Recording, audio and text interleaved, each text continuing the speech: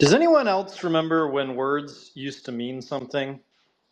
Like, there's this word woke, right? Woke, base. It's like, what the fuck do these words actually mean? I don't know. It's one of those things. It's one of those nights. How's everybody doing? Awesome. How are you? We're gonna let it fill up a second here. Yeah. I just got back from the lovely city of Baltimore Oh, how on was that? business. It's still there, shockingly. I read recently that there are a bunch of people who want to actually live in Baltimore, that if they had their druthers. And I really don't know what they're talking about personally, but my cousins have property there. And so I was doing that. And then I was also meeting with some business folks about Traitwell's next round and all that good jazz. It was a good time, all things considered. I didn't get mugged. So, that's more than I could ever hope for from Baltimore. You know, not a, Just a checklist of the basic stuff. Yes, and I had some good Italian food there.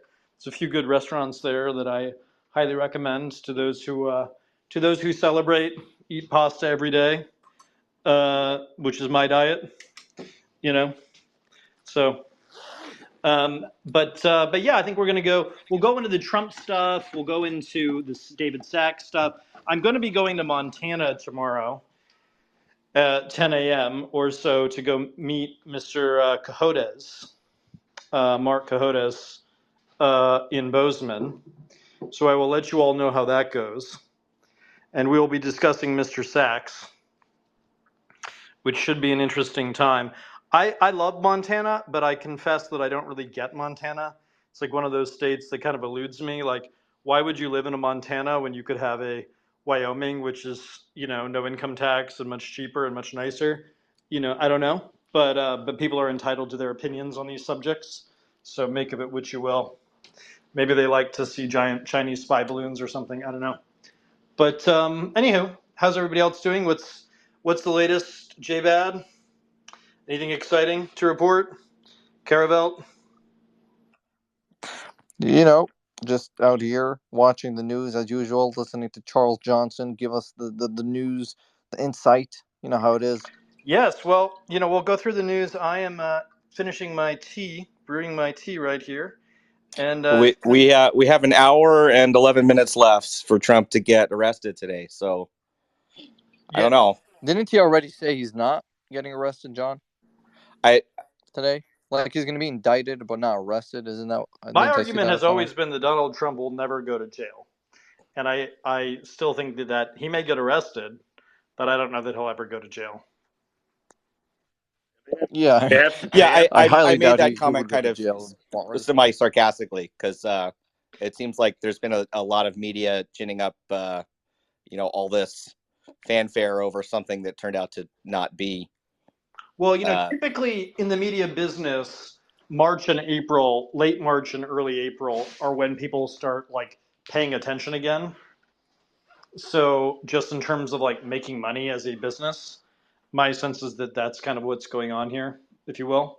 So that's I think there's an element here. If it's a 322, Chuck. Yeah, explain to people what the 322 thing, because I think this is actually worthwhile for people to know, even though it's a bit. I confess it's a bit conspiratorial, but I sort of dig this vibe. So tell the audience about 322. Yeah, so 322 is the number that you see associated with Skull and Bones, right? And or Skull and Bones with yeah. I'll have to look up exactly what the meaning of, or what they, if it's like gematria related, but I was looking at the calendar and I'm like, oh, today's the 21st. And I saw they're going to move it maybe to tomorrow. And I'm like, well, of course they would, because it's 322. So you're going to drive a lot of clicks, like you're saying, for media, get a lot of stuff out in the whirlwind. And then, there's people that I think really try to do stuff by certain numbers. I mean, that's conspiracy, but it's all around us, and kind of things, happen like that. So, and I had Mason, who's just joining us, go through David Sachs's portfolio, which I think could well be interesting because Mason does some very good research, and maybe Mason can kind of walk us through that in a little bit. I don't know. It sort of seems like he's loading, but not actually joining our space. So maybe we'll just Mason, if you can hear me, drop out and come back in because there's something kind of wonky going on. As you know, this app is buggy as fuck, and that's a technical term. So make of that what you will. But yeah, I think here's my sense of it. My sense of it is that Trump will not be indicted, and that there's sort of much ado about nothing here, and that this is a sort of ginning up of the news cycle, and that even if he were to be indicted, he will not be convicted because this is a sort of like crazy interpretation. But I do believe that the process is the punishment.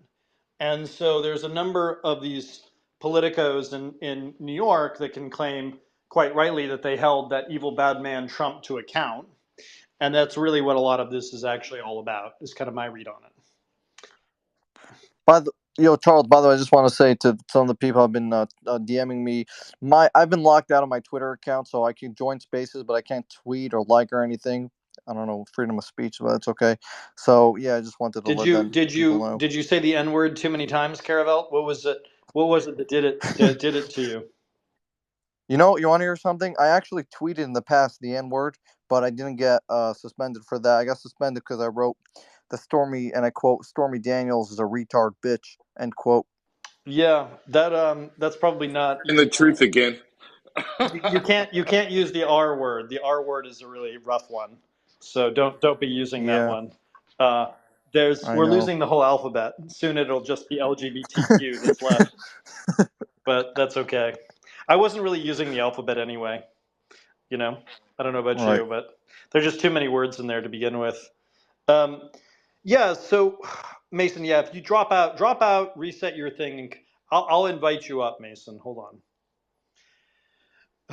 on. Yeah. So where could we begin here? I think Charles, also Louis Shanker wants to join. I don't know. I don't really feel like doing the whole Chabad, weird thing tonight. I mean, no offense, Louis. You seem like a perfectly nice guy, but I'm a little Jewed out. I don't mean to be rude or anything. It's a little much for me, and I feel like, it's like, can we just have a day where we just talk about the news and we don't talk about how the Jews control it? That would be nice. It would be a good start. Just sort of kidding a little bit, being tongue in cheek for those who are, clipping me out of context. But I do think, in general, I'm sort of not terribly interested in kind of a religious frame or kind of even a quasi-political frame. I'm much more interested tonight on like who's got the facts, who's got the figures, who's up, who's down, that kind of thing. I'm much more interested in the horse trading of politics rather than even an ideological frame tonight. In general, I want my spaces to be a place where people from all different political persuasions or no political persuasion at all can come and talk about the day's news or the week's news. And I think we're waiting on Mason to come back here. I don't know what is going on with his phone, but he's always doing some like weird lumberjack shit out in the middle of the woods somewhere in Oregon or something. So we're sort of waiting on him to come back up. Now, Tom, you poked around a little bit on the David Sachs stuff too, right? My sense of it. Yeah, I was starting to go through there, and I mean, I went into his SEC stuff, and it looked like he made some moves at the very beginning of March that were kind of interesting, and they were in his bird company. Yeah, why don't you tell us about those moves, and then I'll talk a little bit about Bird generally. Okay, so he made sales, and I did a really bad job of memorizing it. I just was like catching it a few hours ago, and yeah, this isn't auditable. Don't worry, you won't be. Yeah, this won't be on the take-home test, but go through it if you would. Yeah, let me come back to me because I got it downloaded in a PDF, and just give me a couple seconds, and I'll pull it up on. Very good, and I'm going to invite Mason up. See if it can come to work this way, Mason.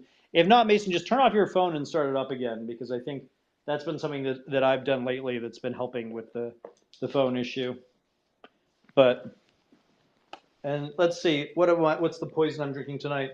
I am drinking an organic yerba mate enlightenment tea gyaki drink. That weird shit that you get at the Whole Foods That's the one I'm having. I have this sort of problem in general when I go to the supermarket where I see weird beverages that are non-alcoholic that I just have to try them. I don't know what that's about. Probably something I could work out in therapy. Yeah, Mason, drop off, come back, and we'll bring you up. But I think in general, I mean, what's our sense, Richard? Do you have a sense on if Trump gets indicted or not? I mean, what's your sort of perspective on this? I'm curious. By the way, I'll be in Montana tomorrow, but in Bozeman, not in Whitefish. So I'm. Oh, okay. What are you doing in Bozeman? I am meeting Mark Kohodes, the great Mark Kohodes, okay. Who is the sort of short seller par excellence, and who is sounding the alarm about Mr. David Sachs. So, interesting. Are you going to short? Well, I guess you can't short Twitter at this point because it's a private I would be company. quite interested in Rumble. I'm interested in sort of his whole portfolio. Rumble is a $2 billion business, if you can believe it. I don't know that I would use the word business to describe it, but make of that which you will. I wouldn't go long Rumble. Let's just put it that way. Do you think Rumble's headed for a tumble? Yes. It won't be a rumble in the jungle. It will be a mere mumble. It'll be a mere mumble. Yes. I just, they're not really offering something that isn't conservatives get banned from YouTube. Like that is their business model. It's like Truth Social or something. So, I mean, whatever you want to say about Odyssey, they at least created a somewhat interesting new technology and things like that. Well, I will say the thing that I have been most wrong about in the last few years is the idea that there would be a sort of alt tech scene that would rise up and replace a lot of these companies. And I think I was wrong. Yeah, I think I just like absolutely whiffed on that. I have a list of my most wrong things that I believed in the last 5 years, and I just sort of have it. I have it pinned up to my refrigerator, and it just sort of looks at me, and I look at it, and we don't speak, but we just sort of look at one another, and it's on that list. It's like number 3 on the list of things I was most wrong about recently. Yeah, I was absolutely wrong about that as well. I was extremely enthusiastic about alt tech, and once I saw it in action, my enthusiasm vanished. And do you know what I think? They all kind of end up at the same place. It's that they start out promising to be alt tech, but it's ultimately a kind of movement. So Gab was the example par excellence in this regard. So I remember back in 2016, shortly after the election, I was banned from Twitter, and I had not done any inciting incident to create the ban. I think there was just a lot of concern about Trump and what's happening and all that kind of stuff. Did you say anything naughty? Well, interestingly, I was having a somewhat, kind of jab here, jab there conversation with David Frum, but it was completely respectable. And David actually wrote in his article, he was like, Spencer made a sarcastic comment, and then when I went to reply, the account was unavailable. It's kind of funny in a way. I don't know. I mean, I seriously doubt he got me banned, but who knows? I think it was just a test run, and then they let me back on a month later and things like that. And I was thinking, oh, Gab, it's going to be this universal app, and like we might even use Twitter and things like that, but Gab will be almost like the basis because it will, they'll never ban you and so on. And as time went on, Gab just became this massive echo chamber that made me not want to go there. Because, the fun thing about Twitter is that the world will see it, or, a liberal will, send a message to you, or, the conservatives will get pissed off, or, the libertarians will be in a huff or whatever. That's what's fun about it. And it became an echo chamber. And then, it was noted for having these crazy people who were engaged in, shootings and stuff. And then I look up again by 2020, and it's just a movement, basically. It's like, we believe in free speech, but by free speech, we mean you're a Christian nationalist who thinks COVID is a hoax. and it's like, all right, I don't want to be a part of that. And I think Rumble is it's a more palatable path. It's not the Gab path, but it just ends in the same place where it's, look, we're sponsoring Glenn Greenwald, and you have to, this is for us. So we're sponsoring who's Don Jr.'s girlfriend, Kimberly Guilfoyle. And it's just, they're not creating platforms, they're creating like weird little movements. And I don't think that's a good business model. You're not really offering, you're offering your content. Well, then this creation. is the question: is it a business at all? No, it's not a business. So then why is it worth $2 billion? It's not. All right. Well, I'm glad we settled this. Richard Spencer, short seller. Well, I wish I could. Yeah, sure. So Rumble is actually, it's on the, is that on the NASDAQ? It's publicly traded. I forget which exchange it's on, but it is publicly traded. And it's something that Senator J.D. Vance, before he was a senator, invested in as well. So make of that what you will. Yeah, it's quite interesting in a way. The whole setup there, it's quite telling in a way. But yeah, it's what can I say about it? Yeah, I mean, Rumble has a sort of like weird Canadian head of it, and Cantor Fitzgerald Acquisition Corp. It went public with a SPAC, which is never good. And of course, the Media Matters stuff. They're on it. They're on it very quickly. Ads for Netflix are appearing next to Holocaust denial videos on Rumble. That's the story from our friends over at... The few times I've been on Rumble, I've seen like just the weirdest possible ad, like something I never would have imagined, like or something that's like embarrassing, like an advertisement for like flatulence pills or something, or like some weird like gardening tool that I don't even understand, like it's just these off the wall sponsors. It's just very odd. Yeah, I mean, it's one of those, I call it like the Fox Newsification of online ads, where you're like watching this stuff and it's like they're like talking to you about your dentures hurting or some shit, right? And you're like, I am 34 years old, sir. Like I have at least 5 more years on these teeth, like. In fact, it was Dr. Sebastian Gorka. Yeah, like I don't even know what Relief Factor is, but the fact that like people are buying it is disturbing to me. It's like one of those things. And then we're doing the genetic sequence on MyPillow, which we're gonna put up. And thank you for those of you who subscribe to my Substack, because I'm gonna be using the cash from that to do the sequence. How did you get his DNA? No, we're doing the sequence on his pillows. If I should ask. On his pillows. Oh. Yes. And which I think, so here's my theory, okay? So my theory of the case, so first of all, it's like maybe there's some estimates that it's like 40% of the revenue of Fox comes from MyPillow. So this guy spent $80 million on advertising on Fox since January 6, 2001. And that's a lot of money, like by any stretch. Like that's a shitload of pillows. Okay? Like the man must be like swimming in pillows. So it makes me think that there's more going on there than just mere pillowdom, So what, somebody who may or may not be in this space did was he went there and he got a number of these pillows, and we are going to take it to a lab and have it genetically sequenced. And what's interesting here, I mean, Arthur Bloom did a story on this or did like a post on his Substack, which by the way is free. I highly recommend people read that Substack.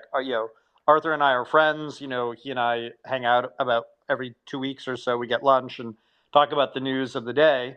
And anyway, so he and I were chatting about this, and I was like, look, it's actually trivially easy to figure out, just genetically speaking, if this is in fact true. and so we were sort of chatting amongst ourselves, and I said, why don't we just go and like have somebody who's in Minnesota or whatever go and get a bunch of the pillows, the sort of like paraphernalia of Mr. MyPillow, of Mr. Mike Lindell, and why don't we just go and genetically sequence it? Not unlike Sheridan Prazo did over at that she did over at Fortini. And I think there's a lot of interesting aspects here, because if the pro-American MyPillow man is out there, saying that all of his stuff is made in America, but it's all made through forced labor in Xinjiang, then that's like quite the mind fuck, right, for a lot of conservatives to kind of understand. And I think what you could do is you could even force Fox to not take that money. And if it doesn't take that money, that's a short play as well that one could execute against the Fox News Corporation. So that's sort of how I'm kind of coming down on this. It sounds like a great plan. I totally support that. I mean, there are obviously laws about claiming that something's made in America when it's not. Yes. I mean, that he would be in even more legal trouble if what you suspect is true. No, I mean, I have it on fairly good authority, because I know somebody that has worked on these issues before. And I called some friends of mine in Egypt that are like plugged in with the Egyptian government. And he says all this shit about like that they're from Giza, Egypt, or Giza, Egyptian cotton, whatever. You guys know what I'm talking about. Like, he says this stuff in his commercials. And so I've watched the commercials a number of times, and we've of course talked about his connections with the mob world elsewhere. And Mason has done some interesting work there. It's not about his pillow material per se. It's more about his the sheets and sort of other add-ons, as it were. And we have seen a lot of the time that there's been this sort of game played of things being made in America, quote unquote, that are in fact made with slave labor in Turkey. Slave labor in Xinjiang, which of course is a Turkic area. For those of you who are familiar with the Turkic peoples, the Uyghurs are Turkic. And so there's a certain sense in which like the Chinese are sort of availing themselves of this slave labor. And indeed, we see that with a lot of the work that's going on there. So that's sort of something I've kept an eye on, and sort of something I think in the future, you'll be able to track the farm to fork kind of thing. You'll be able to do that for like all the goods you buy, right? You'll be able to see like where everything is from, and that'll include your electricity. You'll be able to see like, oh, this is from this windmill, or this is from this coal-fired plant or whatever. And I think as people get more knowledge about how the supply chain really works, they're going to have a lot more, say in kind of how they operate. At least that's the sort of hope generally. I don't know that that's necessarily true, but I think people want more information about the goods that they're consuming. Because, I would say, like, for those of us who buy things on Amazon, I wish there was a way that I could just buy things on Amazon from actual Americans or allied countries, right? Like, I would pay more. I'd pay double in some cases, right? And I don't think I'm alone in that regard. Like, if I knew that, things I was buying like went to NATO allies or went to Ukrainians that are like, whatever, I'd be more inclined to buy it rather than like, it seems kind of like terrible to send my data or my money over to China or Russia or Saudi at the moment, if you follow what I'm saying. Yeah, there's no doubt about it. Amazon is not interested in that. I mean, there could be an interesting business model of Amazon acting almost as like a throughway, where it is sending an order to an actual manufacturer who then delivers it to you. But they're yeah. I mean, I'd be curious, like as a red-blooded American, like what is the premium? Everyone's like, oh, if we did this, it would be so much more expensive. And it's like, okay, is it like 30%? Is it double? Is it 5 times for this good or whatever? I think it would be shockingly low. I mean, it's like it's not going to be 10 times or something. And obviously, it's going to depend on the. Well, yeah, obviously, thing. And then obviously the other question of like, if I have a neighbor, if I'm employing somebody who's a fellow countryman, right? Like, then I'm not having to take care of them if they're like high on fentanyl or like beating their wives or whatever or their girlfriend or whatever because they're poor, right? Or what, you know what I'm saying? Like so there's all sorts of benefits to employing an American or an allied country that I think, many of us, I don't know, like, okay, like I pay twice as much for tomatoes, like big fucking deal if it employs, people that we like, you know what I mean? So I know that's easy to say if you're like decently well off, because some people it's not, but like, okay, well, like at least give us the range of options when we go to the store or whatever, kind of like we do with the organic shit or whatever when you go to the supermarket, like a farmer's market or something. Yeah, like a farmer's market is a perfect example of this. Like people kind of know that the farmer's market food is going to be like more expensive, although sometimes it's not. Sometimes it's cheaper, depending on which farmer's market you go to. But yeah, I mean, I don't know. I just the notion that I'd like buy something and it would go to China like really pisses me off, or that I'd buy something and it would like go to the Federalist Society, or like there's got to be a way of like auditing the things you're buying so that it's consistent with your values, like long run. At least that's my hope anyway. Well, these things do exist. I even got some advertisement for like on Twitter actually, which Twitter is, they've lost mainstream advertisers, but it was like the super conservative store, and I think it was just a bunch of T-shirts with American flags and quotes from the Constitution on it or something like that. Black T-shirts with a black American flag and some kind of AR-15 done in a decorative fashion. Wasn't particularly interested in those.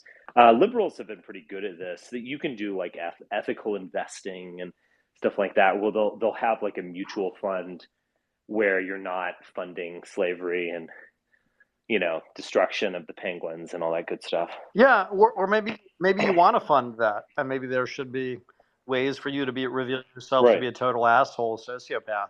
We could call it the Ron DeSantis funds or something like that. I don't know. Well, I mean, what says love more than a blood diamond? Yes, that's right. I mean, you can find a diamond at your average, you can find a nice engagement ring at your average pawn shop or, Jared's or whatever. But like, if you truly love someone, you could give them a gift that led to the death of dozens of indentured people. Yeah, or 12-year-olds or whatever. This is Kwame. He was killed in the mines extracting your diamond, love. And I just want you to think about Kwame every time. He died doing what he loved, which was eating, working as a child slave. Yeah, I'm with you, Richard. I think we're onto a winner here, Well, you could give your fiance a blood diamond, and then also there'd be like a little card that had like the young Amerindians who died, or you could like see, you could like it would be like a pen pal, except this pen pal would no longer be alive. Yes. If you know what I mean. You'd have ChatGPT I think that would reply. Be Yeah. Yeah, that would be good because we've got a lot of sociopaths, and it's like they're, I know they don't think about others, but shouldn't we still think about them? I agree. We should think about ways in which we could orient our entire economy, and maybe we could even do a podcast called like All In or something like that just basically talks about how great we are the whole time. I think that's something. Well, jokes aside, that is kind of what we do. That is true. I mean, to some extent, yeah, that is true. Although we do talk about the actual issues, and like some of us actually like invest money on things that like try to make the world better. I don't know, but I do wonder, what could I say about this?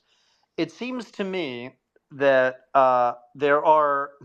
So I was having this conversation earlier today about like, what if all of Silicon Valley is fake? And like, is that a possibility, right? Like, what if basically, like David Sachs and Jason Calacanis, they all claim claim various investments like Google or Amazon as examples of what they're doing, but that's clearly not the case. Like, they're clearly doing something categorically different in moving money into the United States. And one of the companies that I was sort of looking at a little bit, there's this company called like Pipe. Are people familiar with this company, Pipe?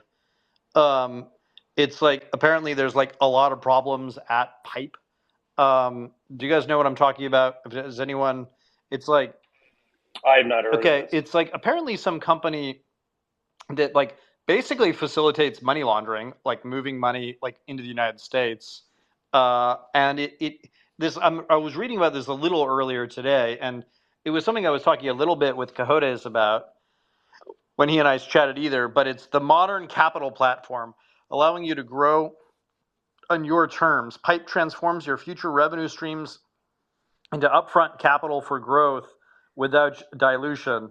And it just seems very, very, very so it's financing on the basis of your current payments. Is that what it's very hard for me to figure out like what the hell is actually going on.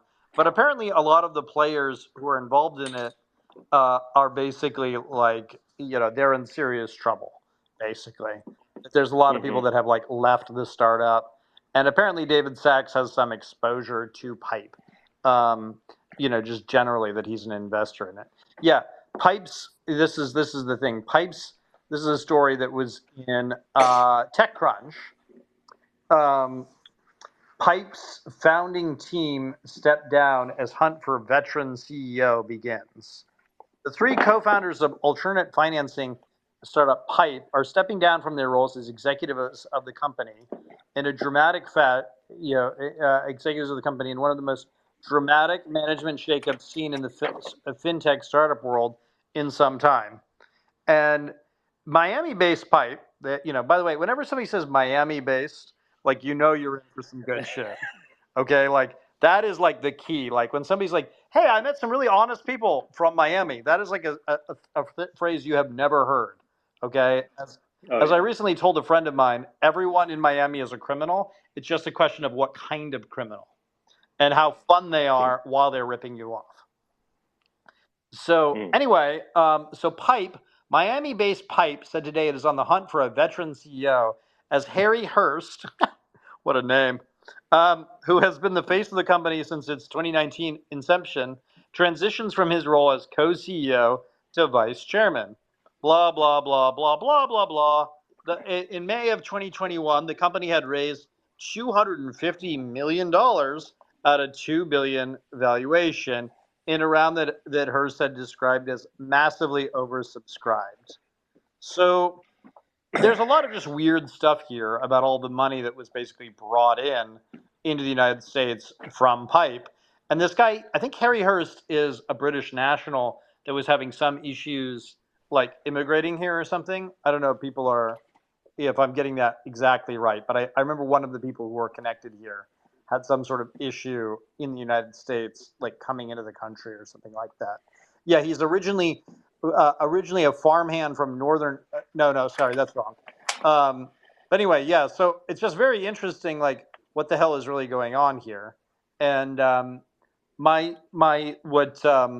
what Kohodes was saying to me earlier is Kohodes was saying that this is something that David Sachs also has exposure in, that David Sachs brought in some money. Go ahead, Kumar. So I was going to say, there's like 10 such companies.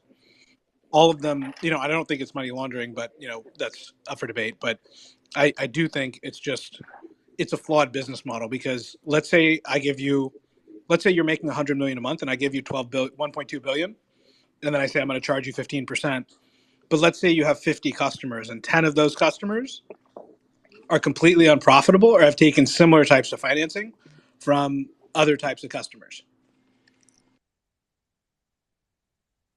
Say more, explain that more.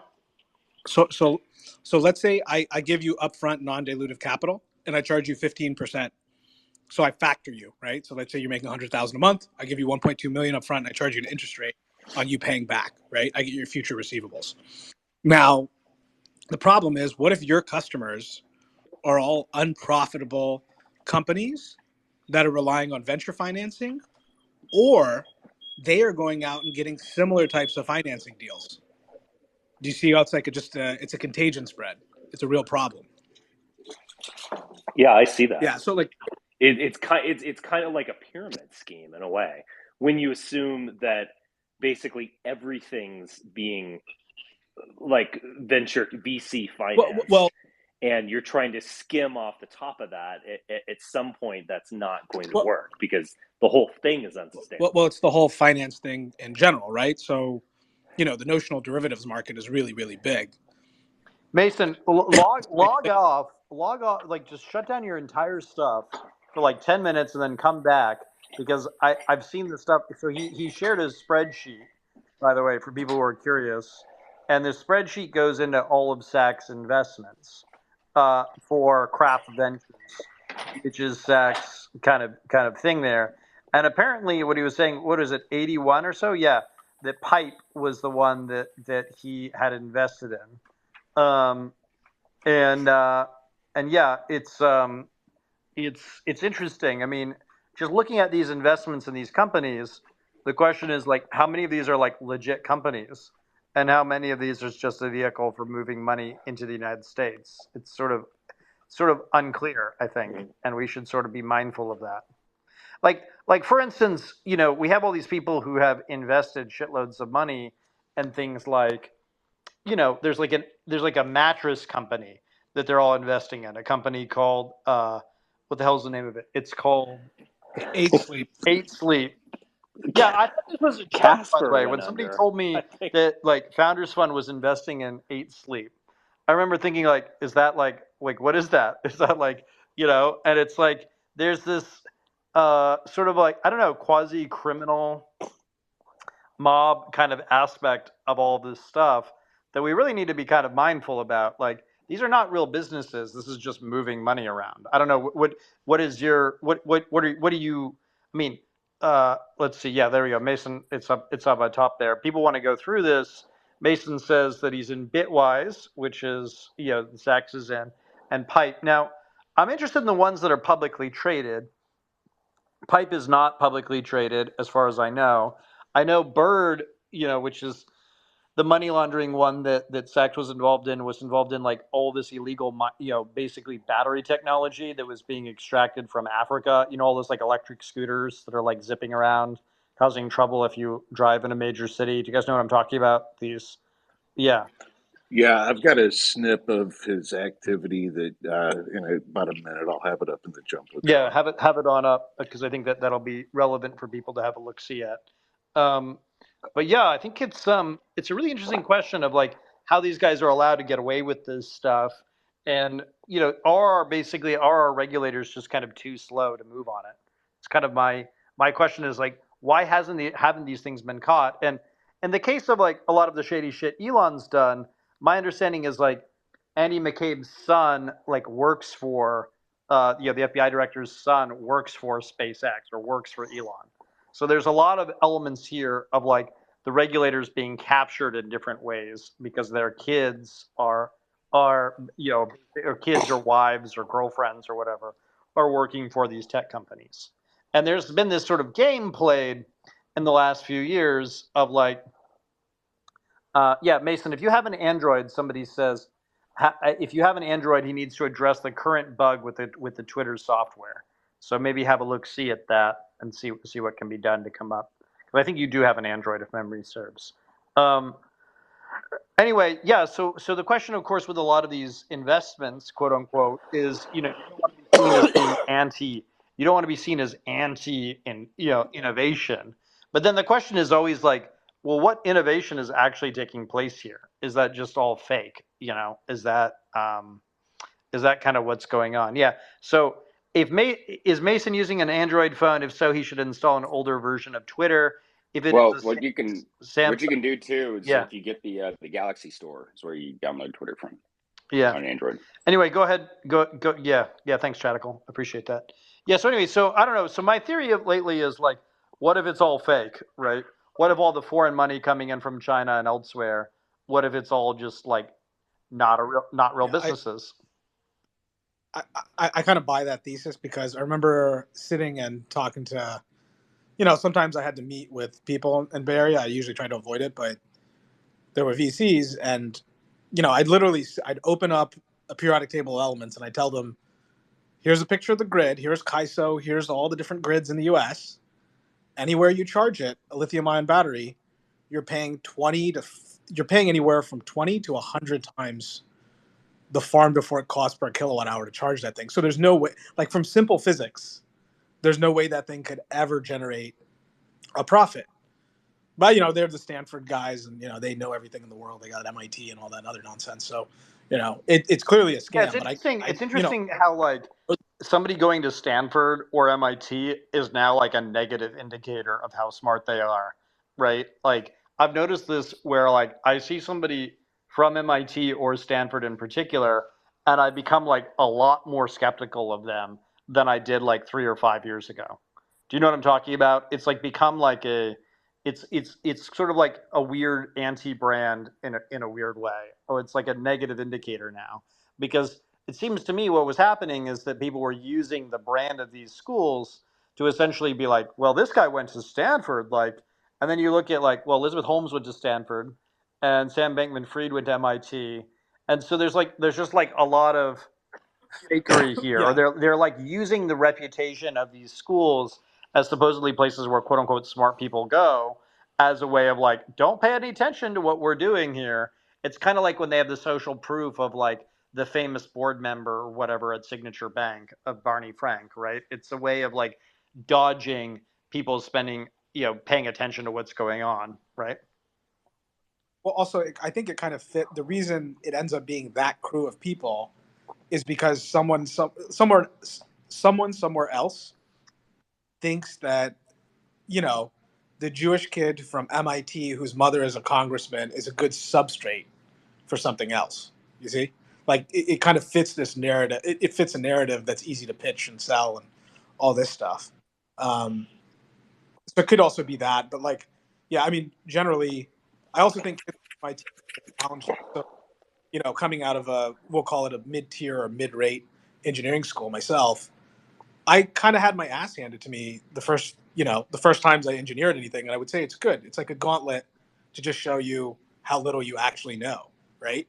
But a lot of these folks coming out of the top schools, they don't get their ass handed to them the same way across as many disciplines as like engineers from second and third rate schools. So there is like a silver spoon thing that spoils them and makes them able to make stuff. Yeah, I mean, go ahead, Richard. Go ahead. Okay, don't you think there's a bigger issue at play here as well? That we've seen the end of disruption and the kind of innovation that Silicon Valley could promise. And I mean it in this way, like, think about a company that's relatively successful and did profit, I think, for a time. I think it's had a lot of difficulty profiting recently, but Uber. So Uber is a fascinating idea, and it's one of those things that in retrospect is obvious, and it has certainly like revolutionized travel. So I don't want to, short sell this entirely. But what is it doing exactly? Like, it's yeah. Go ahead. So, like, you'll notice that the founder of Uber isn't Indian, and you'll also notice if you go to most cabs in the U.S., there's a lot of fucking Indians. So immediately when I look at that business, I'm like, yeah, I don't think the white guy got one up on us. Like, there's some other bullshit going on. Yeah, so it's almost like Travis is like the white face of that business. Yeah. And so, they tracked cops in all 50 states, and they tracked cops globally. And that's a felony. Like, if I tracked a cop, that, like, I'm probably going to jail. So attorney generals in all 50 states wanted to go after Uber. And so Uber hired, the former attorney general of this country, and they closed backroom deals, and they set up something called transportation network company licenses. Now, you got to understand, critical. If you're not familiar with the cab business, if I'm Indian, so if I own a medallion, well, I'm just a person, and if I own a medallion, my taxi is generating tax revenue per a mile. That tax revenue goes indigenously to the city, state, locale, municipality. It goes locally, right? When Uber gets paid, they don't sit on a medallion, and those dollars, those tax revenue, is erased and it goes abroad to Ireland and they do some crazy shit. I don't know enough about it, but it gets exported. So what cops were trying to do is they were trying to stop the Ubers, but Uber was tracking cops. So when an Uber ordered a cop to try to give it a fine, the Uber wouldn't show up. And this happened all over the world. It happened in India. It happened in Romania. I've talked to all sorts of product managers at Uber that have admitted to as much. And so the problem is, though, where did the money from Uber come from? The money came from pension funds who financed Uber. So why did Uber? And from UAE, which we need to get into. Yeah.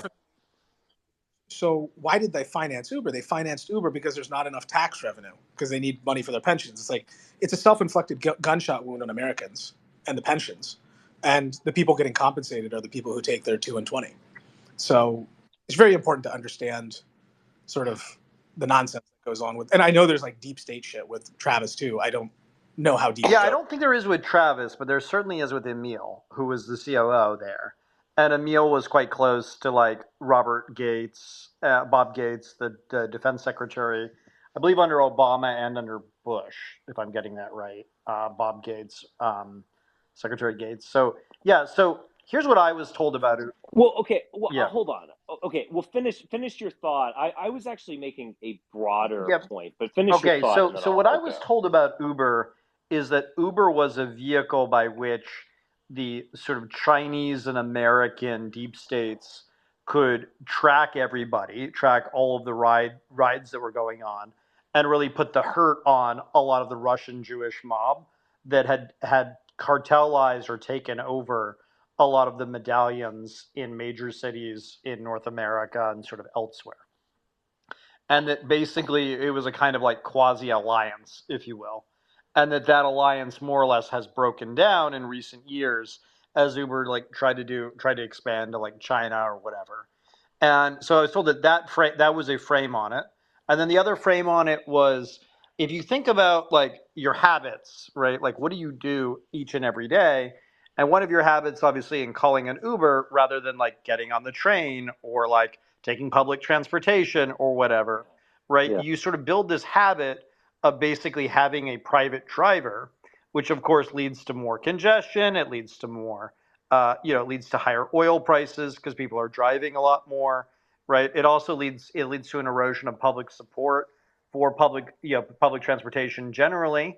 And increasingly, there was a lot of discussion in the early days of Uber that Uber itself could be a replacement in some way for basically for the public transportation generally. So that's sort of and I think that stuff is very dangerous, right? It can be quite dangerous for our public generally, and so I think this kind of abandonment of public spaces or privatization of public things, be it Uber, be it the public square itself, which is kind of like what's going on with Twitter. This is a very real going concern. I think we should be sort of mindful of it. I think that's all very true. I remember in the heady days of Uber, 5 or 7 years ago, where it was like, oh, we'll have, in Manhattan, it will just be these autonomous vehicles going on a grid, and you'll just kind of hop in and out of them, and it will be totally efficient. And also, I'm mindful of Elon Musk, a Hyperloop fiasco, which was completely ridiculous from the beginning. And he admitted as much, that this was just a way of not doing public transportation, which our public transportation is just embarrassing in this country. I mean, it's just an outright embarrassment. And, anyway, Buttigieg can be blamed, certainly. I disagree, man. It's much deeper than that. I love getting on like trains and buses and seeing all these homeless people pissing on themselves and like just drunk as hell. I love seeing it. I think we have awesome public. Well, if you're into that, then go for it. But some of us have actually been to places like Paris or Munich or something like that. These are big cities and highly civilized, great public transportation. But if you want to engage in masochism or complete sadism, in your case, and just laugh at dysfunction, then good for you. That's really No, great. yeah, it's absolutely horrible. It would be interesting to imagine a world. I've seen a lot. Yeah, It would be interesting to imagine a world in which, like, you could ride public transportation, but you couldn't be anonymous when you did it. That basically, like, you would get on there and it would be like, okay, Richard's on the train right now, and if you were on the train, there'd be some sort of accountability of who you were and where you were going and everything. Because I think it would make people a lot more honest with each other, or a lot less violent or disagreeable, even, right? If there was a sort of like identity associated with what was going on, kind of like you tap your Metro card and it knows who you are, you know. But of course, that might be something to fantasize about. But yeah, I will tell you, like, in DC, I ride the subway on occasion, or whatever, the Metro or whatever the hell it's called. And even in LA, I've ridden it on occasion coming back from LAX to the suburbs there.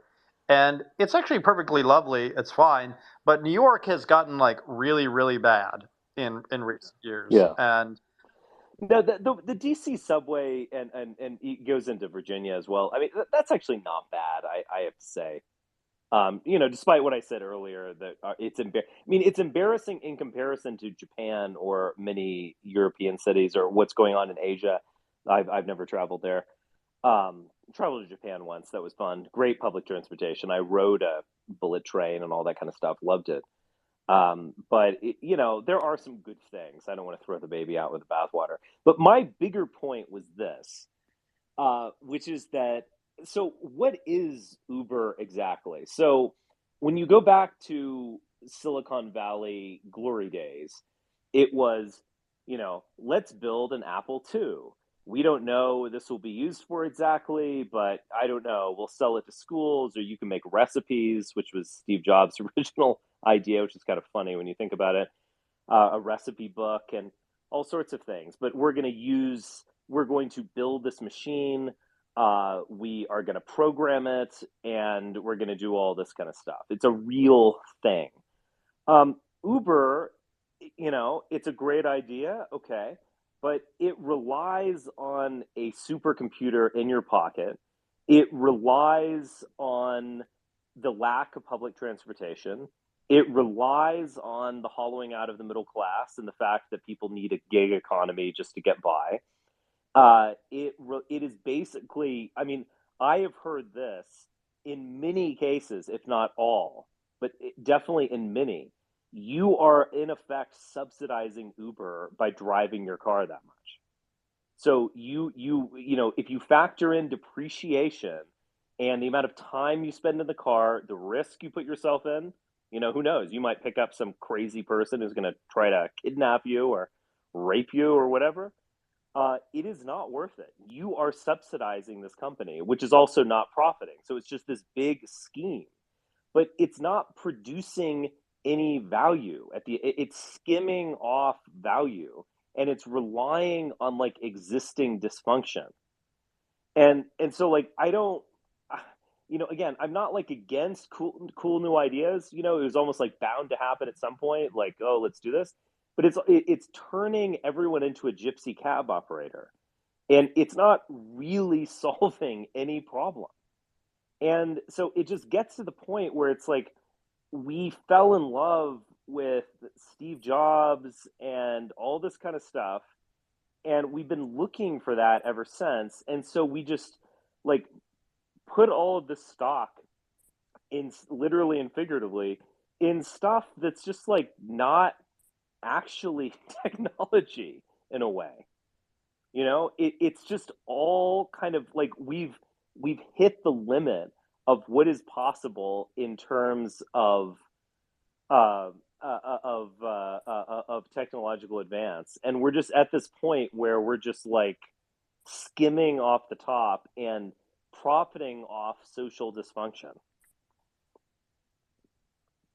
That's my piece. Yeah, I don't disagree with you. I mean, it does seem like there's this sort of lie of a lot of technology that's not technology, right? It's in a weird way. Like, if you think of technology as doing more with less, then Right. Uber is by definition not technology. It's basically using a number of kind of like quasi slaves. And, like, let's face it, like, Uber drivers are quasi slaves. Like, let's just be real about that.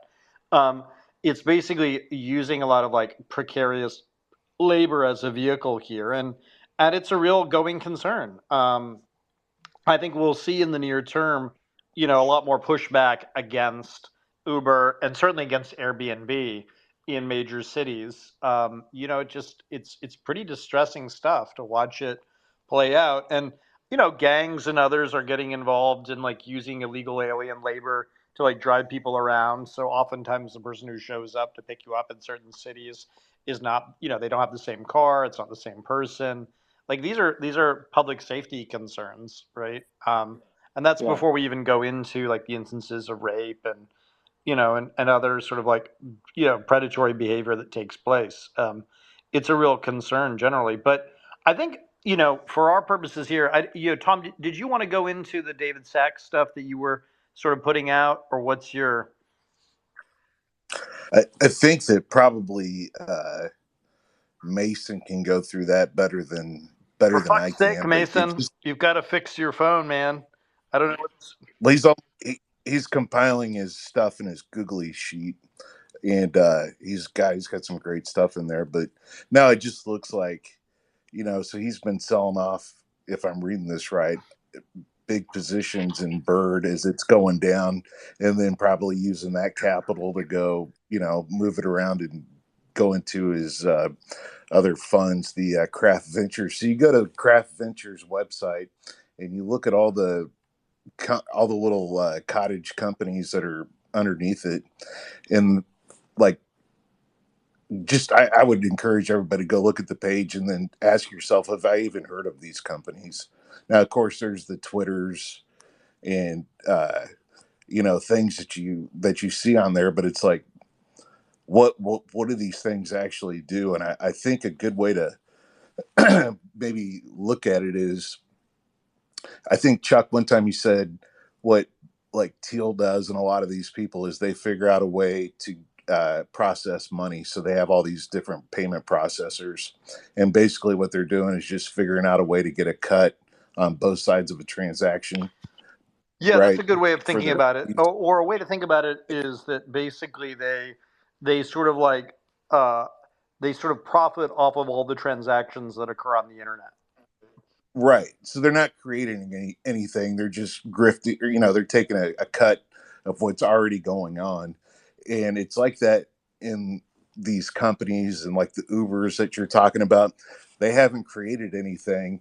They just are moving the pieces around. And what they do like, is they sort of get these network effects, which are kind of quasi-monopolistic, and then they raise the rents on all of us. So it's kind of like the early days of Uber or of Airbnb. They sort of hook you on it, right? They sort of like, it's like a pusher, like hooking you on the service. And then as time goes on, they like tack in all these additional fees, so that like Uber, Airbnb, which is supposed to be cheaper than hotels, ends up being like way more expensive than hotels, right? So it's sort of like of that kind of backdrop there. Yeah, for sure. But same thing that Carvana was able to do.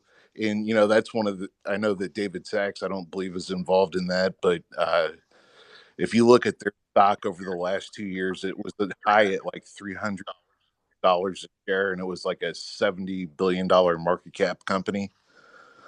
And it's down, I think today it probably closed at like 8 or 9. But that was the same thing. What did you think, Tom, like being in the car industry, like, and, what did you think as you saw that hit the, as you saw Carvana take off and then sort of collapse? What was your sort of read on it?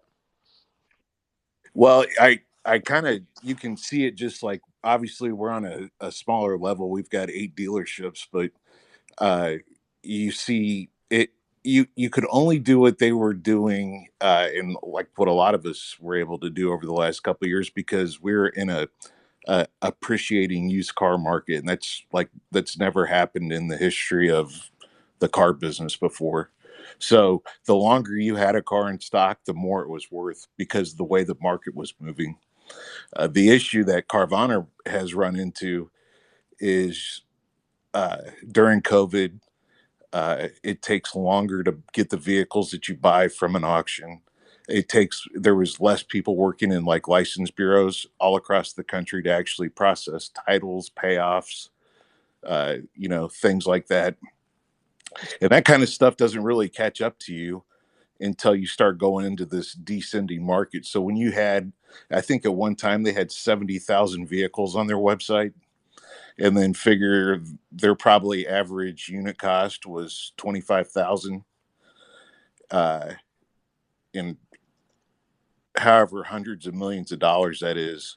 You start having a market that's depreciating 3 to 5% a month, and it did it.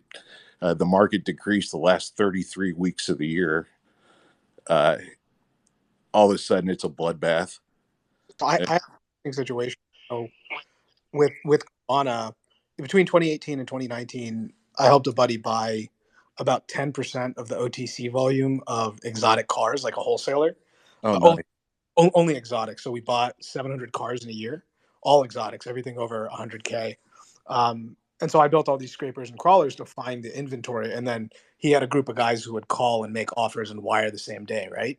Yeah. And especially in the office was always interesting because it was a bunch of gearheads, college kids who'd worked at mechanic shops, and then it was this guy who would like kind of run around the world doing all sorts of exotic car deals because I don't know, he had a taste for it. He's a complete geek, and he himself didn't drive an exotic car, but he knew what the taste was for them, right, and how to price them based on the auction book.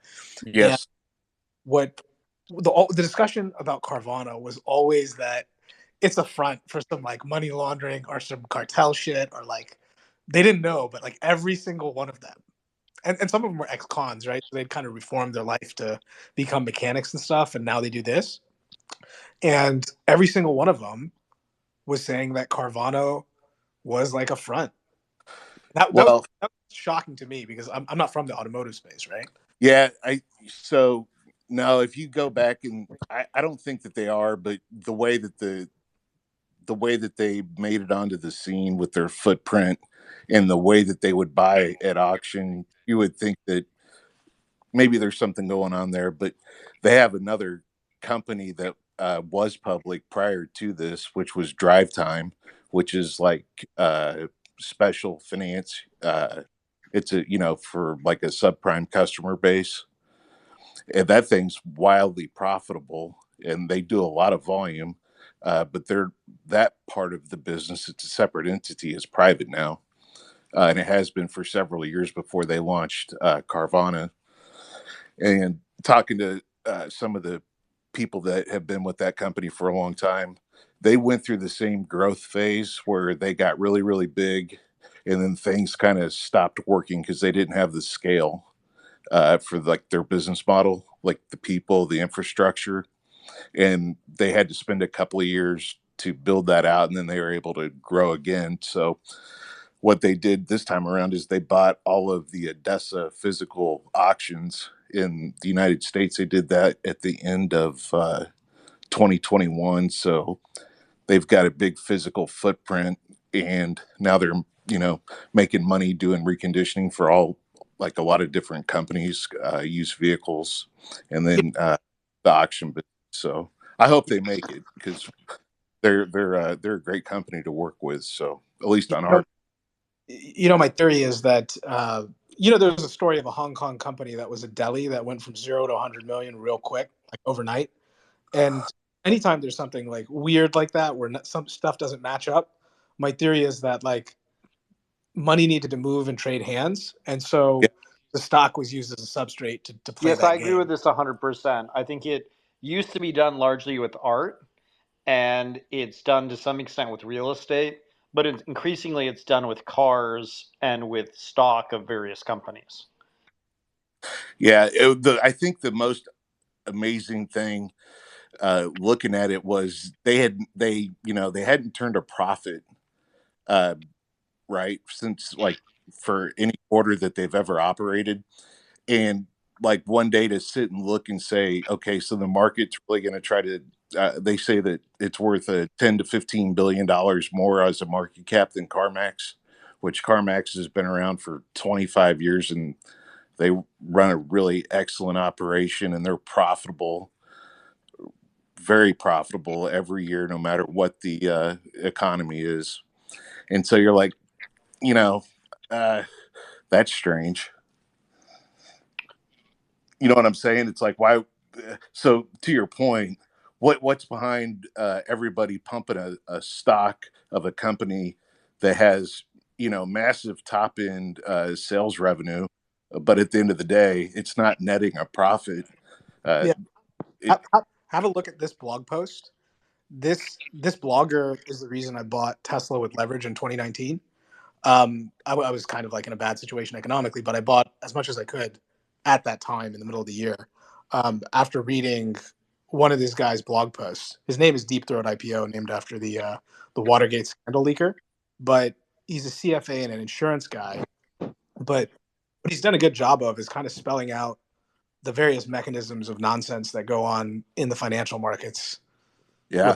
Et cetera, et cetera. So that blog post details 3 specific laws that provide duck and cover for the launderers. And, it was enough of an inkling to where I was like, okay, this seems logical. I can tie this together. This finally gives me a unifying theory on this nonsense.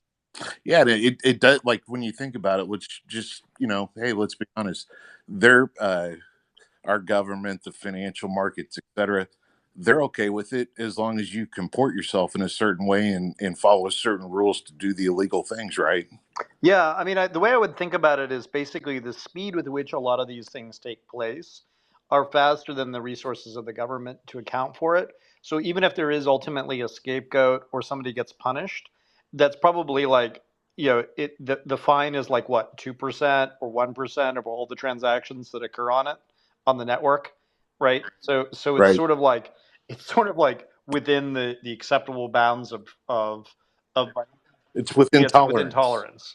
And I think that that's actually how like a lot of things go on in the U.S. economy. That there's sort of like acceptable bounds of fraud or acceptable bounds of things going on. And then what ultimately happens is that the government comes in and punishes it when it's like late in the cycle. So what then ends up happening is there become people who become the scapegoats of the overall system. Right. And I think what's happening right now is that the people who are involved in the old PayPal mafia is right now getting its comeuppance. Right, that would be sort of the frame I would have on it. And the question I have is, are they getting their comeuppance justly? I think on some level that's true, but I think also on some level it's also like there's a kind of like grandpa grandchild politics between Joe Biden and the Zoomers, where they're basically clearing out the Gen Xers and some of the older millennials from the overall economy right now. They're sort of, I mean, doesn't it seem to you that like a whole lot of Gen X careers are suddenly ending all over the place for kind of like unexplained reasons? Do you know what I'm talking about? It's like, it totally does. It's like Joe Biden or the Biden administration, they're going in and saying, hey, we're going to do your inventory and then we're going to market to market. And this is their way of doing it. And we're going to get real, as much as we can, which is getting the foreign money and the players that shouldn't be in there. They're getting booted. Go ahead, Kumar. I think the way to fuck these people up is just, like the Mark Kohodes guy that you're chatting with right now, just make sure they're really big and that we keep pointing out these companies to them so they analyze them. So by the time they go IPO, like everybody just sees them as shit, Yeah. Kill it in the crib before it ever takes off. Yeah, exactly. To me, the Cartoon Network, as Kohodes calls it, aka MSNBC, is a big part of the pump here. And I do wonder, like, how is this legal? Like, how is like what Kramer does every day, like how is that like not a violation of the law? Like, does anyone know? Like, is it just his opinion, or does he say, "Oh, this isn't investment advice"? I mean, it's so obviously investment advice. Oh yeah, they flash that thing. Even on YouTube videos, there's a screen that flashes that says none of this should be construed as investment advice. I mean, it's the most ridiculous. It's like robbing a bank and then holding up a sign that says like none of this should be construed as robbing a bank. I'm only borrowing the money. Ridiculous. I'm not stealing it. Right. I mean, it is truly ridiculous. My theory is that, like, I don't think that many people follow Kramer and make his trades. My theory is that like The reverse. No. I think the reverse. I mean, probably. I follow a reverse Kramer account on. My theory is that the cartels use it as cover for things, right? So like if they want to move their money, it kind of provides some sort of cover for them.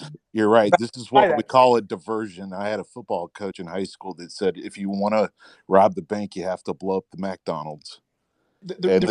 And Jim Cramer is blowing up the McDonald's while the bank gets robbed. I'll tell you why I say this. I built a Chrome extension a while ago, and it would basically track the news that people were watching, and it would look at what type of like trades would they make. It was connected to the AP. It was connected to their back end trading, right? So I could see, are they viewing a certain type of news? If they are, what types of trades are they making? And like, we had quite a lot of users for it, hundreds of thousands at some point. And this was over like 2 or 3 years. And like people weren't really doing stuff based on, I was expecting Kramer to be reasonable size of trades, right?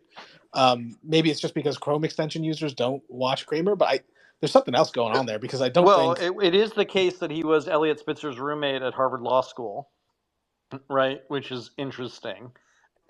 What's Elliot Spitzer's deal? Well, Elliot Spitzer was the governor of New York who got in trouble, for fucking those high class hookers. Which frankly, he has good taste. Like I'm not going to fault the man on his taste.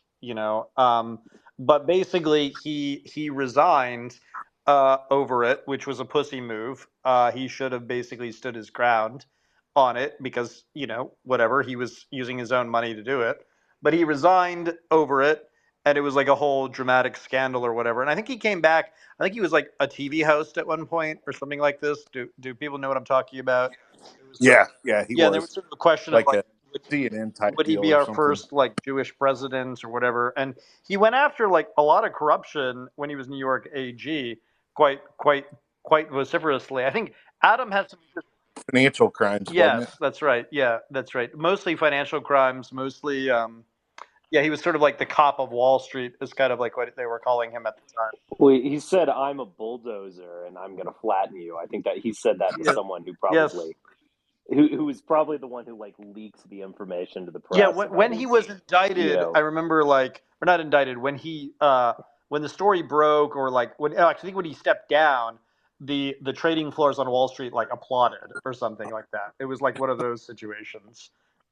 Back now we can get down and dirty again. we're free. We're free to crime freely. Yeah, for sure. But I think in general, the way we should sort of understand these types is that they are kind of conduits or constructs and conduits of money moving across places. And so one can kind of look at like the PayPal Mafia as the first attempt at this, circa mid 90s, early 2000s. I mean, it's interesting in retrospect now to kind of think about it, but PayPal was the first IPO after 9/11, which is quite interesting, I think. And then, of course, one of the people who was involved in it, Max Lebchin, he's been involved with a firm, which is kind of like a technological loan sharking, I think would be the best way to describe it. I don't know if people have, sort of views on this, but basically, there's a lot of weird stuff there that I think is quite interesting. And yeah, basically there was a sort of desire to move money post fall of the Soviet Union. And so what's happened is that as time has gone on, we've told ourselves all these stories about the vaunted PayPal Mafia, but really they're just bridges by which foreign money can access the US. And I think that is sort of the frame we need to kind of keep in mind. And to some extent, what's been happening is that these figures like David Sachs are used to influence our politics in different ways. So Sachs, of course, was heavily involved in the recall effort. He's been against Gavin Newsom. He was heavily involved as well with American Conservative. He's been heavily involved with the Ukraine war, oddly. He talks about the Ukraine war all the time. It's really quite maddening in a way. Is he pro or anti? He is. Anti. He's pro Russia, more or less. Oh, Yeah. really? Yes. Yeah, and so so I think there's just like a lot of weird stuff there that we should sort of take. Yeah, the American conservative thing is interesting. I mean, I used to work there, and I worked there during the point where Ron Unz, who's kind of an eccentric multi-millionaire, I don't think he's a billionaire, was funding it, and it was a very, very small office. I don't know how big it is now. I mean, I never really hear about it, to be honest. But I have noticed this very strong trend of people getting interested in paleoconservatism. So, like Jeffrey Sachs is going to this, the former magazine of Pat Buchanan, and he's in a way taking on a kind of plausibly Buchananite posture of being pro-Russia. But obviously, I think there are other things at play. I mean, say what you will about Pat Buchanan. I mean, he's a genuine guy. And then like the Harzoni stuff with creating the so-called national conservatism, of which nation is maybe the fundamental question, but it's a conservatism of some nation. We can be certain, but whether it's America is Yeah, up for and I debate. think obviously the late Sheldon Adelson casino magnate was a major person behind the rise of Hazoni's operation as well. So I think that that's quite telling. And yeah, my read is more or less, as you say, Richard, that there's this sort of like concerted effort to kind of compromise DC conservative circles with large amounts of cash from the Silicon Valley world and from the kind of casino world. And that we've kind of moved from the casino people, Adelson being dead, Wynn being sort of like under the watchful eye of the government, to now the tech players are moving in as the vehicle of influence. And I think that sort of needs to be understood in that context. And in much the same way as Meyer Lansky or Sheldon Adelson, was of their day, maybe Sam Bankman-Fried and David Sachs is of our day. That's sort of my just sort of general frame on it. And yeah, I do think it's interesting. I mean, it's also terribly interesting how many of these guys are DeSantis fans and not Trump fans, right? That's sort of telling in a way. And it's also very interesting to me how many of them have sort of like decamped for Miami, right? That's a sort of another sort of angle here as well that we might consider. Yeah, it's interesting. Bird, I believe, is headquartered or out of Florida. I believe. I just want to point out that that company Pipe, I think only one of the founders is here, so it's Miami based, but only one of the people is here. It's like a remote distributed company, from what I understand. Isn't that usually kind of a tell that something is like quasi shady going on when there's like no obvious reason for the person to be where they are? I don't.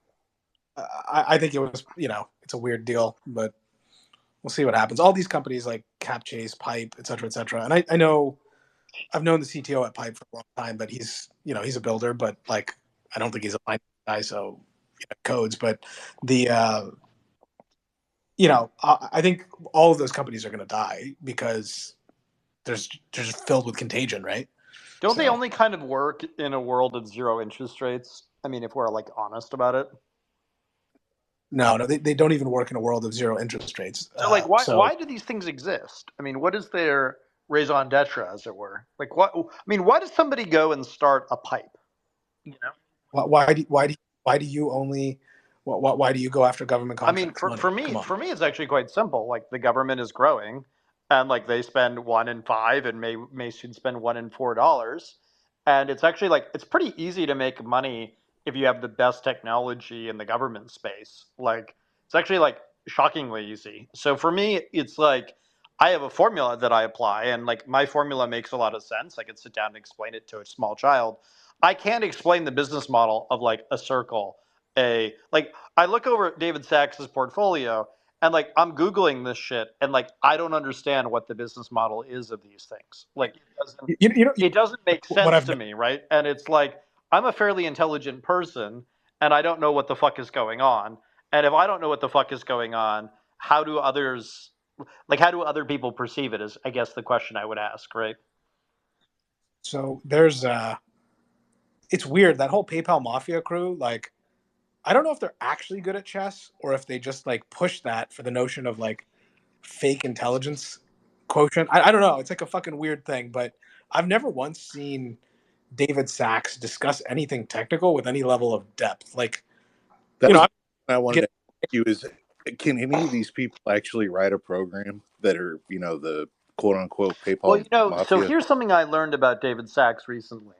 So there are a lot of people who believe that he's a closet case, right? So he struggled mightily to like have relationships with women at Stanford. He was somewhat resentful of that. He wrote what is it, diversity myth with Thiel, and there's a lot of weird stuff in that book, just to be candid about it. Like that there's like all these discussions about like, HIV. I mean, it's a HIV and glory holes and all of that sort of thing. I mean, I don't want to like I mean, this is a family program up to a certain extent, or at least, family-ish. But there's a lot of weird stuff there. And what can I say about this?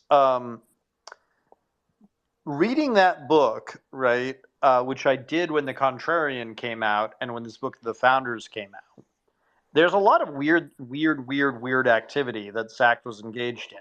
Like, why was he involved in all these movies? Why, movie deals? Why did he, why was he involved with setting up a genealogical company, right? So-called Genie company. Like, what's the real deal with his father? And like, why was his father a huge investor in PayPal, right? And demanding that Thiel take more and more money for PayPal from his family, right? Why was he the COO?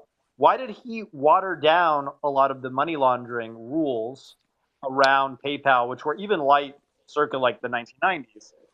What was all that about? And I think if you just go through it pretty, mechanically, it's pretty clear that he is basically a money launderer on behalf of these larger foreign interests that kind of use his fund and use his reputation and his podcast and his sort of brand as a way of like being okay with moving money from country A to country B. And then of course, he takes a vig on that, and that vig he then uses for a lot of his political activity. It's kind of like the railroads in the 1800s. Say more about that, because I don't disagree with you, and we should note that like many of these guys were involved with Stanford, which was of course a school set up by railroad barons, right? So Yeah. It's, if you got it, just they're not moving goods and resources, etc. It's all going through the internet, but it's money. And they built like the quote unquote train tracks, which is the PayPal structure, and it's this little coterie of people like the barons of the railroads that this is the new version of it. So they're just doing it at different stages. So there was something interesting I learned too, that Sachs was actually a Claremont fellow way back in the 90s, and he never completed the program because he stole one of the other members, other fellow's car, and he drove her car to Las Vegas and went gambling with another one of the would-be fellows. And Nice. And I've had this confirmed by other people as well. Like, this is not a like rumor or whatever. It's actually the case. So I don't know. I find that very like telling in a weird way, right? That he like basically was a part of this supposed conservative thing, but didn't take it seriously, and then sort of stole a car to go gambling, right? It's sort of a type, shall we say? I've never, Chuck, if you can find a video of him ever saying anything technical, I think that'd be really interesting, because I don't think you can. I don't think you can find a single one. Reading what Mason is sending us right now, and he says, please tell me why Speckit, S-P-E-K-I-T, has gotten so much funding in several rounds with little to no revenue and no real perceivable read monetizable, let alone ethical value. or Harmonic AI, Creasus Labs, or iPhone, or Open Phone, all craft venture supported? Yeah, I think it's a real interesting question. And again, Mason, I don't know if you have the ones that are publicly traded, but I'd be very interested in kind of like poking around on those, for obvious reasons, because I think that, this is sort of, if I'm correct that he's basically just a money launderer, many of these businesses have no like real function. If that analysis is correct, that they're really just means of moving money. And so as the Fed raises rates, the money freezes up because people don't need to move money as much to generate return. And so that's why a lot of these guys are freaking out and trying to like cause bank runs and other sorts of craziness. What is our sense, by the way, on the bank run stuff? It seems to me like just a crazy attempt to cause chaos. Well, you've noticed they've stopped tweeting as much, so I don't know if they're afraid or something. Wait, what? So tell me about this. There, none of Calacanis and none of these folks are tweeting, or what's the state of affairs? No. Sachs has kind of lowered his volume on look, I have trackers on Twitter accounts, and on the I'll have to screenshot it if I can go into it. I'm not near my computer, but Sachs kind of became a little bit more silent recently. I don't know if you noticed that. Have you noticed he's kind of Yeah, he's not showing up in my feed, and I don't follow him, but he was showing up in my feed all the time when the bank run was going on. Like it was being piped into me, Yeah, they might maybe they're being investigated now. Maybe Kohodes really has them by the balls. We'll see. Yeah, I mean it would make sense, and it was funny because the that video that Sinews of War just put out, Welcome, and I think Mark. Richard tweeted it out. You guys, That got deleted off of his out of his tweet thread yesterday, which was interesting. How's it going, Mark? You guys make me smile, and Kumar, I love your stuff. Yeah, I love your stuff. we're having a lot of fun tonight. What's your sense, Mark? I mean, what are you seeing on the David Sachs stuff? Well, I have a lot of people who are very tight to him reaching out to me with one story's more messed up than the next. I mean, this guy's hated. I mean, people who he thinks like him hate him. Yeah, it's really interesting, isn't And it? and yeah, and I'm listening to you guys, and I'm really starting to gather a Sam Bankman-Fried vibe on this guy. Because if you're a technology guy or you work in the valley or you're a VC guy, you should be able to talk the talk. You may not be able to walk the walk, but you sure should be able to talk it. And I'm talking to some sophisticated guys, and I think he's a dead man walking. I think his portfolio companies in this environment, I think, are done. And Well, the question is and he really an investor in the first place, right? well, if you're an investor, if you're I own Enovix, right? I can talk Enovix up, down, and sideways because I have my money in the thing, and I know the good, I know the bad, but I can talk with anybody. If someone wants to talk Enovix with me and I can't get into detail, then something's wrong. Either I'm full of shit, or I don't own it, or I'm making false claims. What I'd love to do is I'd love to get my hooks in this guy one-on-one, or even 1-on-3 or 1-on-5. He can take all his homeboys, and I'll take them all on him, Thiel, whoever, Chamath, because I think they're scared to death now because they know that I A, won't go away, and B, I have a lot of people talking to me. And I know law enforcement too. So I think this guy wasn't thinking before he popped off, and I think he's a high value target, and I think it would be hilarious if this guy now goes down. But I mean, I have people reaching out to me now who've done work in his house. Yeah. No, I mean, I've heard similar. I've heard stories of people he promised money to campaign contribution level, and then he'll rescind it at the last minute like really like pettifogging like over $2,800 donations or whatever. Like he has a lot of enemies, and it's Yeah. kind of surprising to me that he has as many enemies as he does. Given that one would think that people have taken money from him. I mean, it's a very strange dynamic. What are people saying to you if you feel comfortable sharing it? Mark, what's your kind of like, what is kind of like the pattern that's forming, or what's sort of that's going on there? Well, there's different people in the VC or private world who've either invested in some of these companies and they think they're sick, or they've done the research on some of these companies and they think they're frauds. I mean, there's a lot of noise I'm getting on something called pipe. Yeah. That he is a big player in pipe.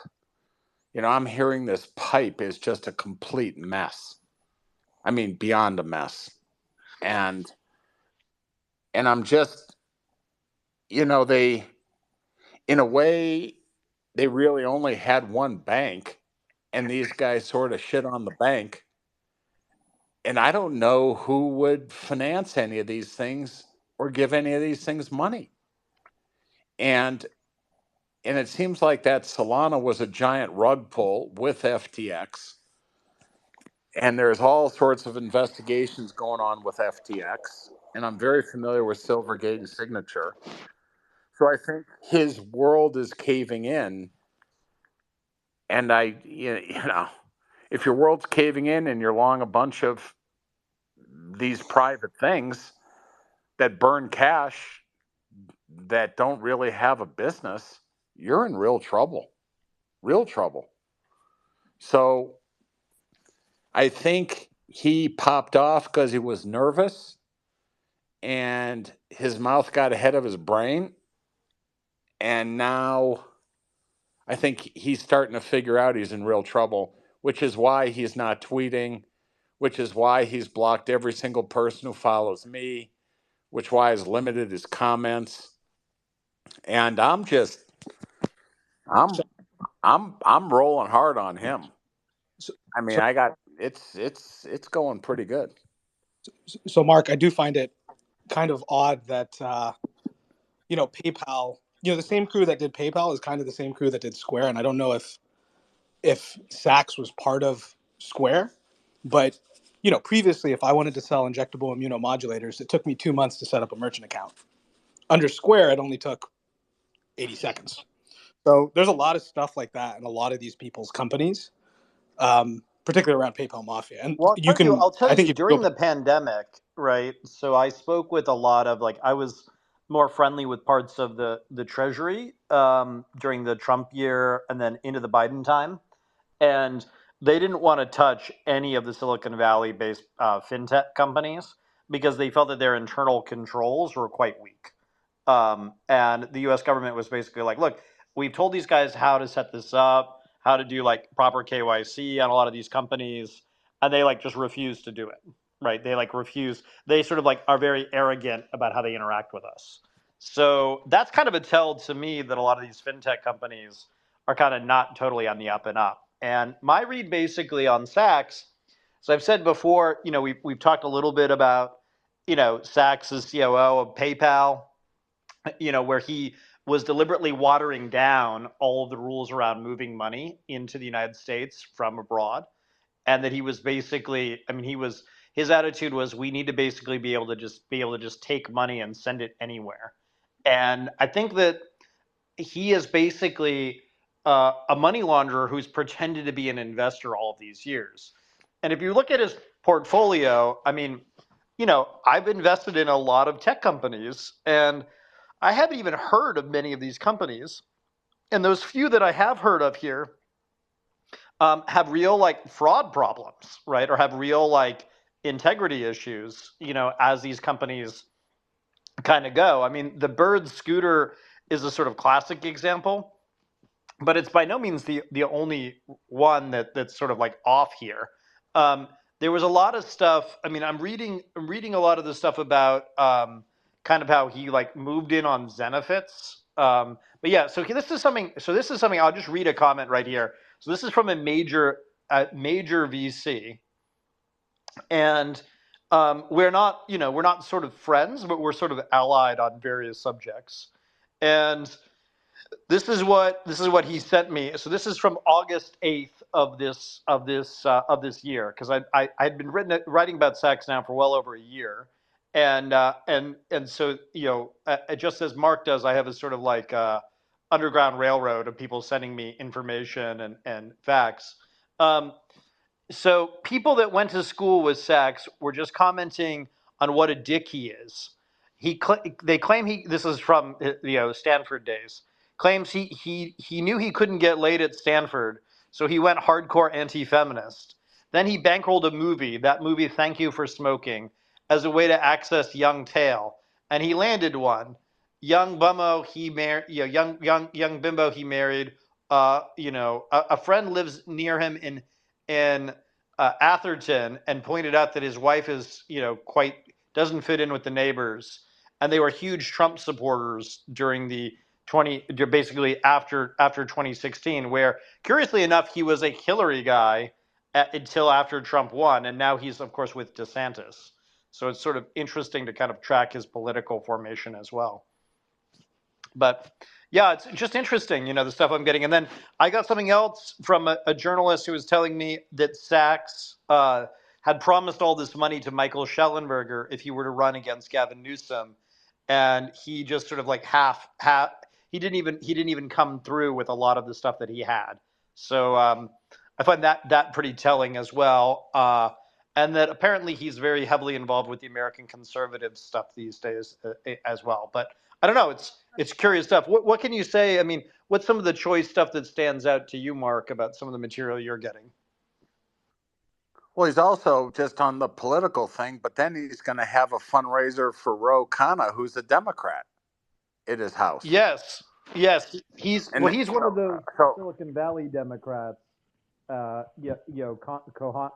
Khanna is. So he's a sort of strange figure who sort of like bounces between these worlds. But yeah. So I was thinking of actually buying a ticket and trying to show up there. That would really be something. If I just walk in. See, I think, the one thing, over my years that I sense is if you know your stuff, you should have no problems having a discussion with me if you know your stuff. And he should know his companies and his MO better than anybody. If you're he should really talk his book, right? He should try to sell us on why these companies are very important, right, in the world, right? Well, I mean, you should at least be able to go toe to toe with someone like me who doesn't know shit about his business and at least hold it together. So the fact that he wants no part of a discussion to me is very, very weak. And then the timeline with this whole Silicon Valley Bank, whatever you want to call it, just makes no sense. And his alibi or how all that went down, it just doesn't add up.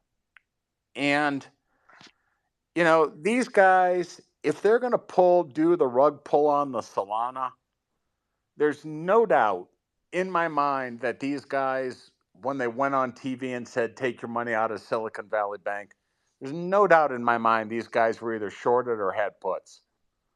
And I think, and I hope, when I get a little bit of time, I'm going to write a letter to the powers that be where I think I can loosely tie in FTX, SBF, Silicon Valley Bank, Solana, trading a Solana on FTX. I think that's the real Achilles heel here. I think that's where this thing could get really, really well, funky. that video they have of them talking about FTX, about Solana, where they're sort of joking about how much they own of Solana. Have you seen that video, Mark? Yeah, I've seen the video, and I think they wish right now that they never made that video. And I think I put something out that the good thing is all the evidence is either on the podcasts or on those videos or whatever, how these guys yuck it up. And I think what they're missing and where they're detached is they cost, working people a shit ton full of money investing in this crap. I mean, real guys lost a lot. And I think he is of big enough target when people start putting together the FTX, SBF, where'd the money go? You mentioned laundering.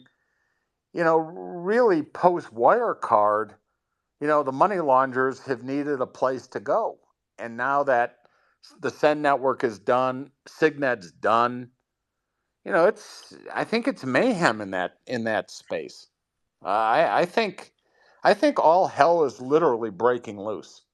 And I think his talk and what forced him to talk about this stuff was out of nervousness.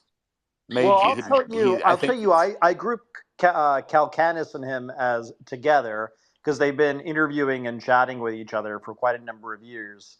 And I was asked by the FBI and by the DoD's investigative unit about Sequoia. And Jason Calacanis he's a scout for Sequoia, right? So he does a lot of work with Sequoia. And Sequoia has had a long-standing relationship for many, many years with the Chinese, Communist Party, with the powers that be in China, and Sequoia being one of the more preeminent venture funds. And of course, Sequoia, as you well know, Mark, was a major backer of SBF and the whole FTX, debacle. So one really kind of wonders, like, how much a lot of this stuff is real, quote unquote, investing, and how much of it is really just passing money from China back into our political system and to influence our political system.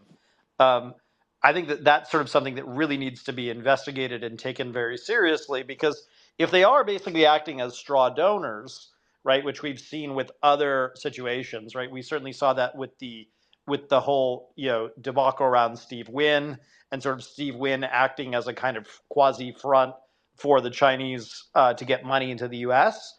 Wynn, of course, is being forced by the government to register under FARA. There's a lot of litigation there. And so my read is that the Silicon Valley guys are the answers to the kind of casino Jews that we saw with like Steve Wynn and Sheldon Adelson and that whole group that's now being kind of pushed out. And so the money needs to come into the U.S. to influence us. And that's why you're seeing things like this weird Rumble deal. I mean, Rumble at $2 billion, a publicly traded company at $2 billion, very strange stuff. And Sachs was an investor in Rumble, as was, now Senator J.D. Vance was an investor in Rumble, as was Peter Thiel. And of course, there's this other side of it too, where he's a big backer of a company called Locals. Locals merged with Rumble. And Locals, I met the company, Dave Rubin was a co-founder of it. I met them, and it was backed by these Israeli intelligence people who are very interested in being able to move money to people that they support, rather than kind of going through the traditional crowdfunding or Patreon kind of systems. So there's a lot of weird stuff here, and I think we need to sort of be thinking of it not so much just in a investing perspective, but also in a counterintelligence, question as well. But anyway, what has been Mark, as you kind of like look at this, I mean, you have a long track record of kind of spotting frauds. What has been the thing that kind of stood out to you as, something that journalists, that the lay public, like what are kind of questions that are forming in your mind that the rest of us could kind of take a poke at and look at, ourselves? Well, there's a lot of journalists that have reached out to me in the last few days who want in on this, and I've put them in touch with some people, and I'm not gonna, the way Yeah, I look at it, tamper with the don't evidence. divulge any confidences. But No, if you were, but if you were, but if you, where are the areas that people here could help you? Like, where are the sort of rich veins that you think some people here might want to go to or pursue?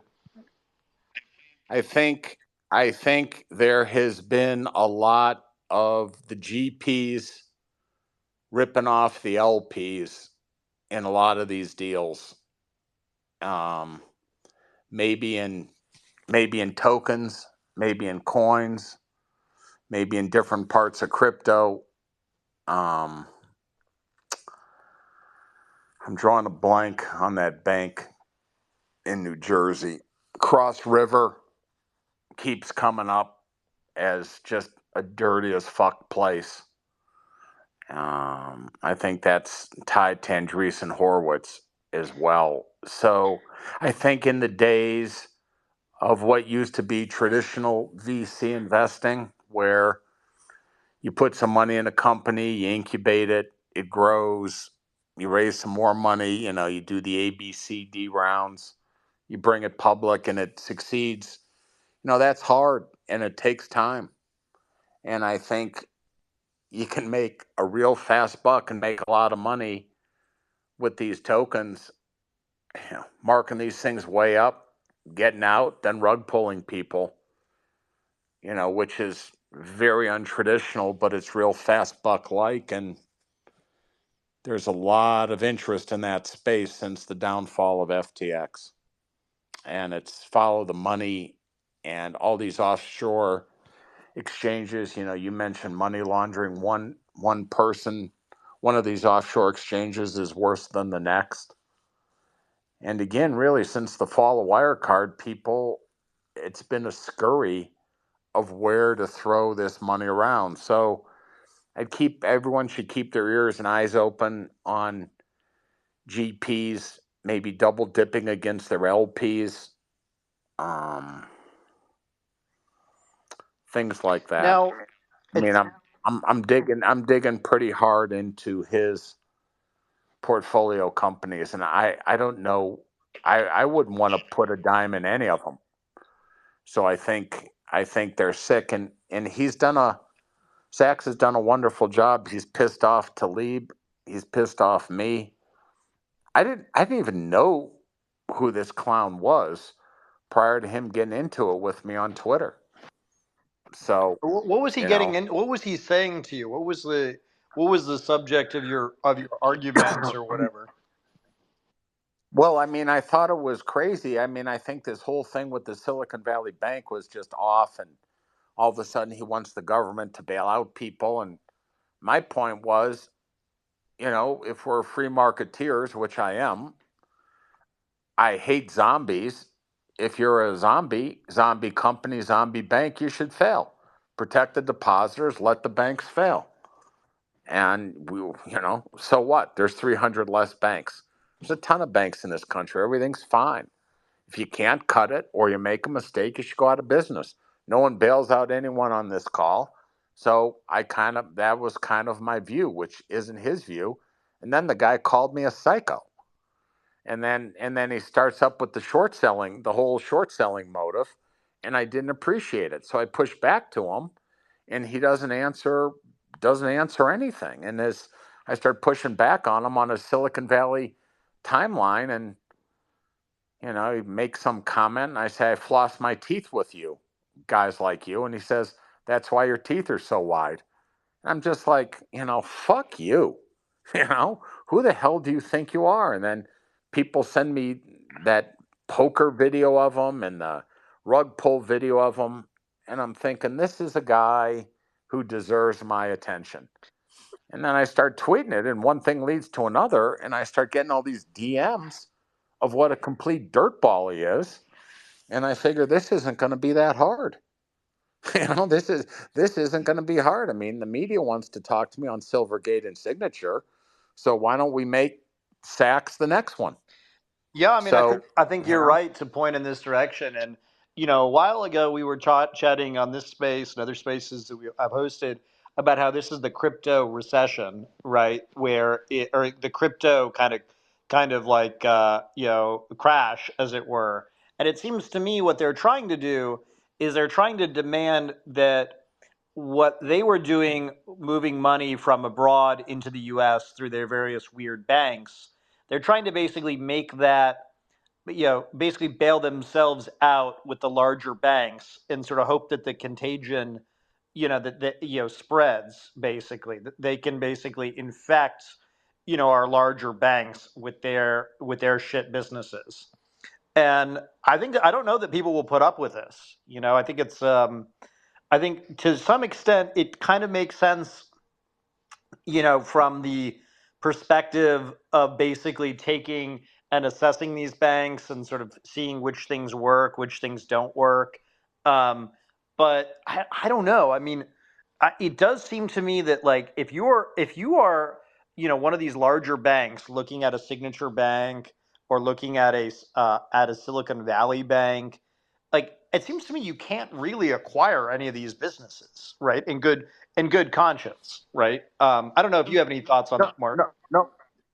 no one wants those businesses, and I think as investigators rip apart Silicon Valley Bank, and I think if they find out that Sachs and crew got all these sweetheart deals, sweetheart loans, all that kind of stuff, I think that becomes problematic.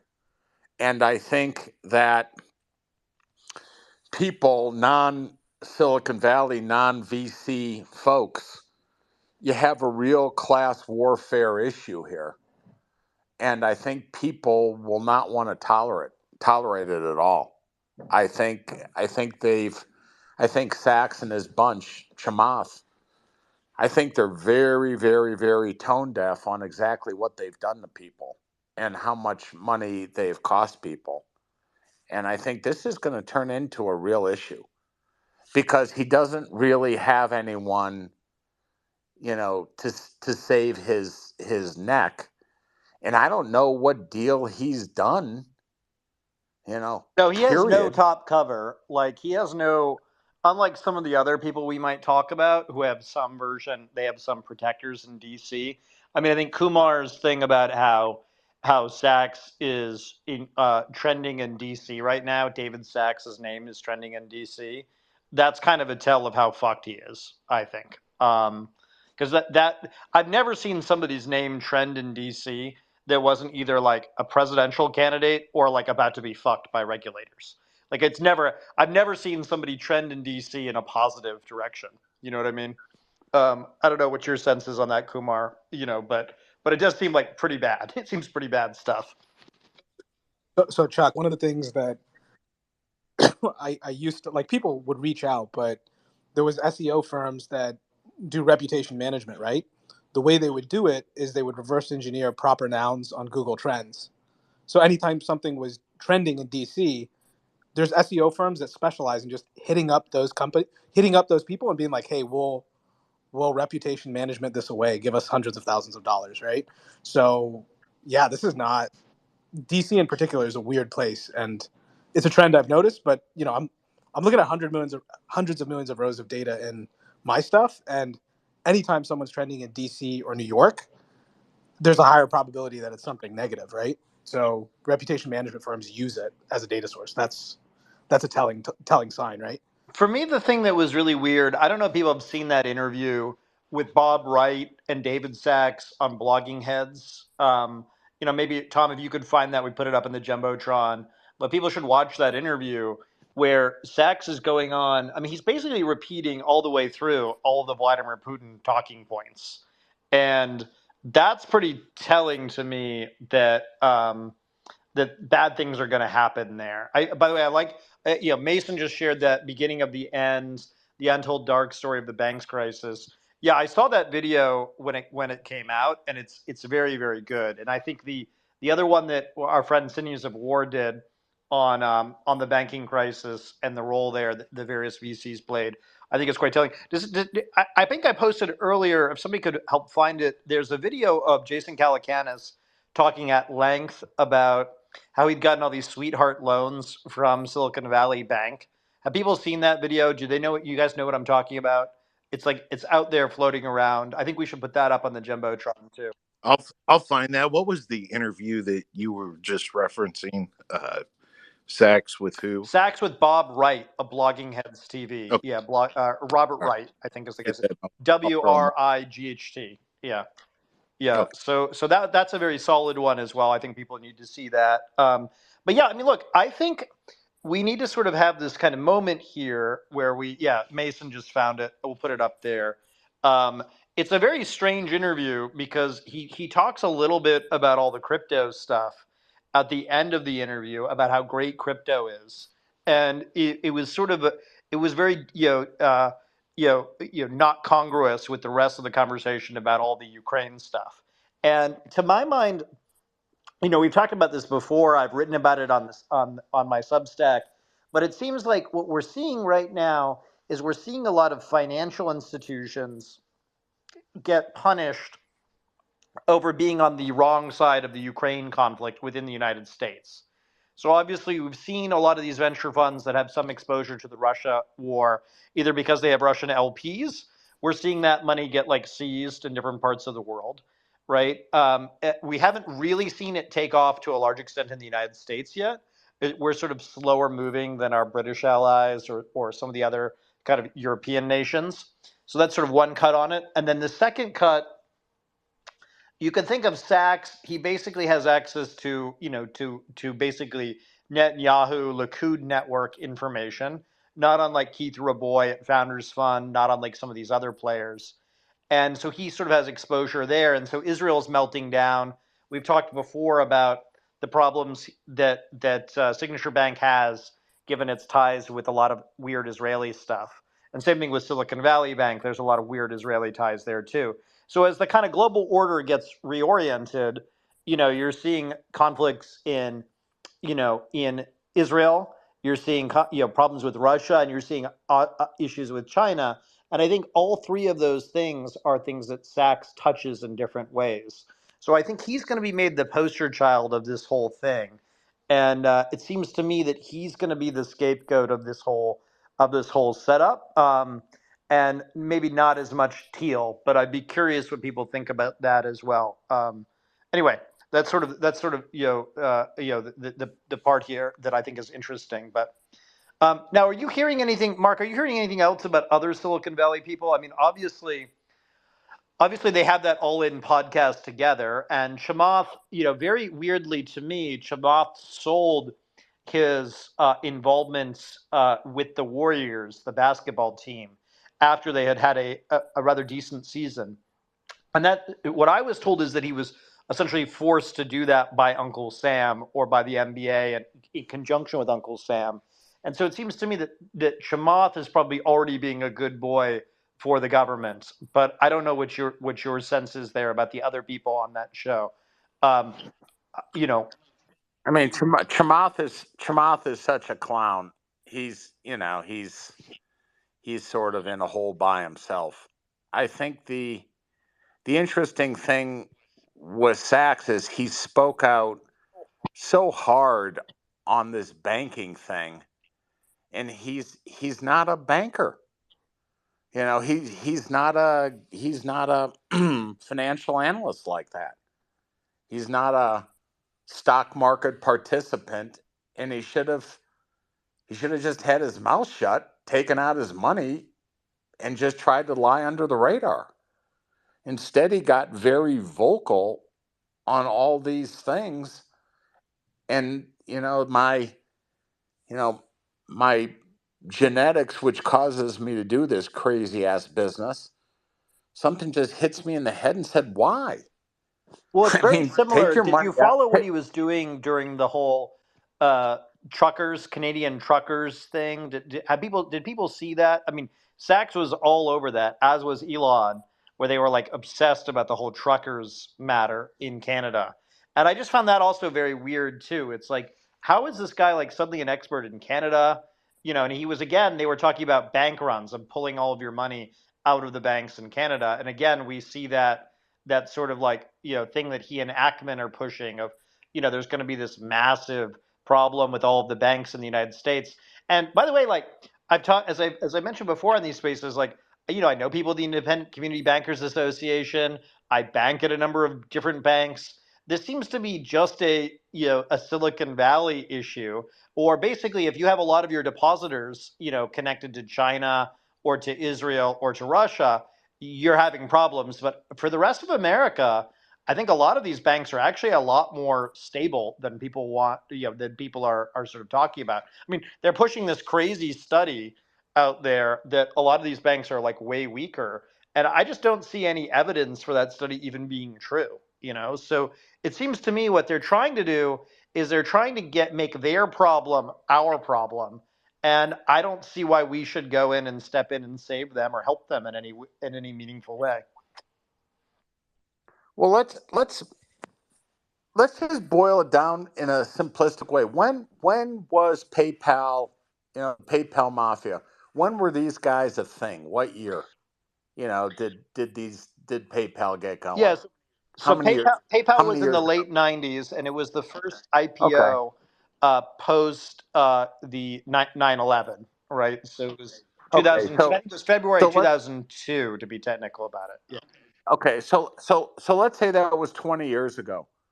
What has Sachs actually done since then? Of something you'd brag about?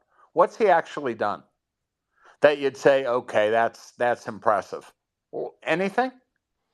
Well, I Well, I mean, personally what? really like the movie Thank You for Smoking, but I don't think it's legendary, personally.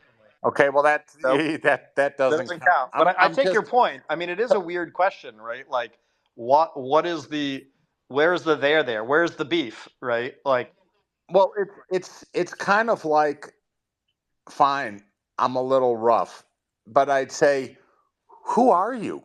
I mean, like, what have you done? Have you done anything?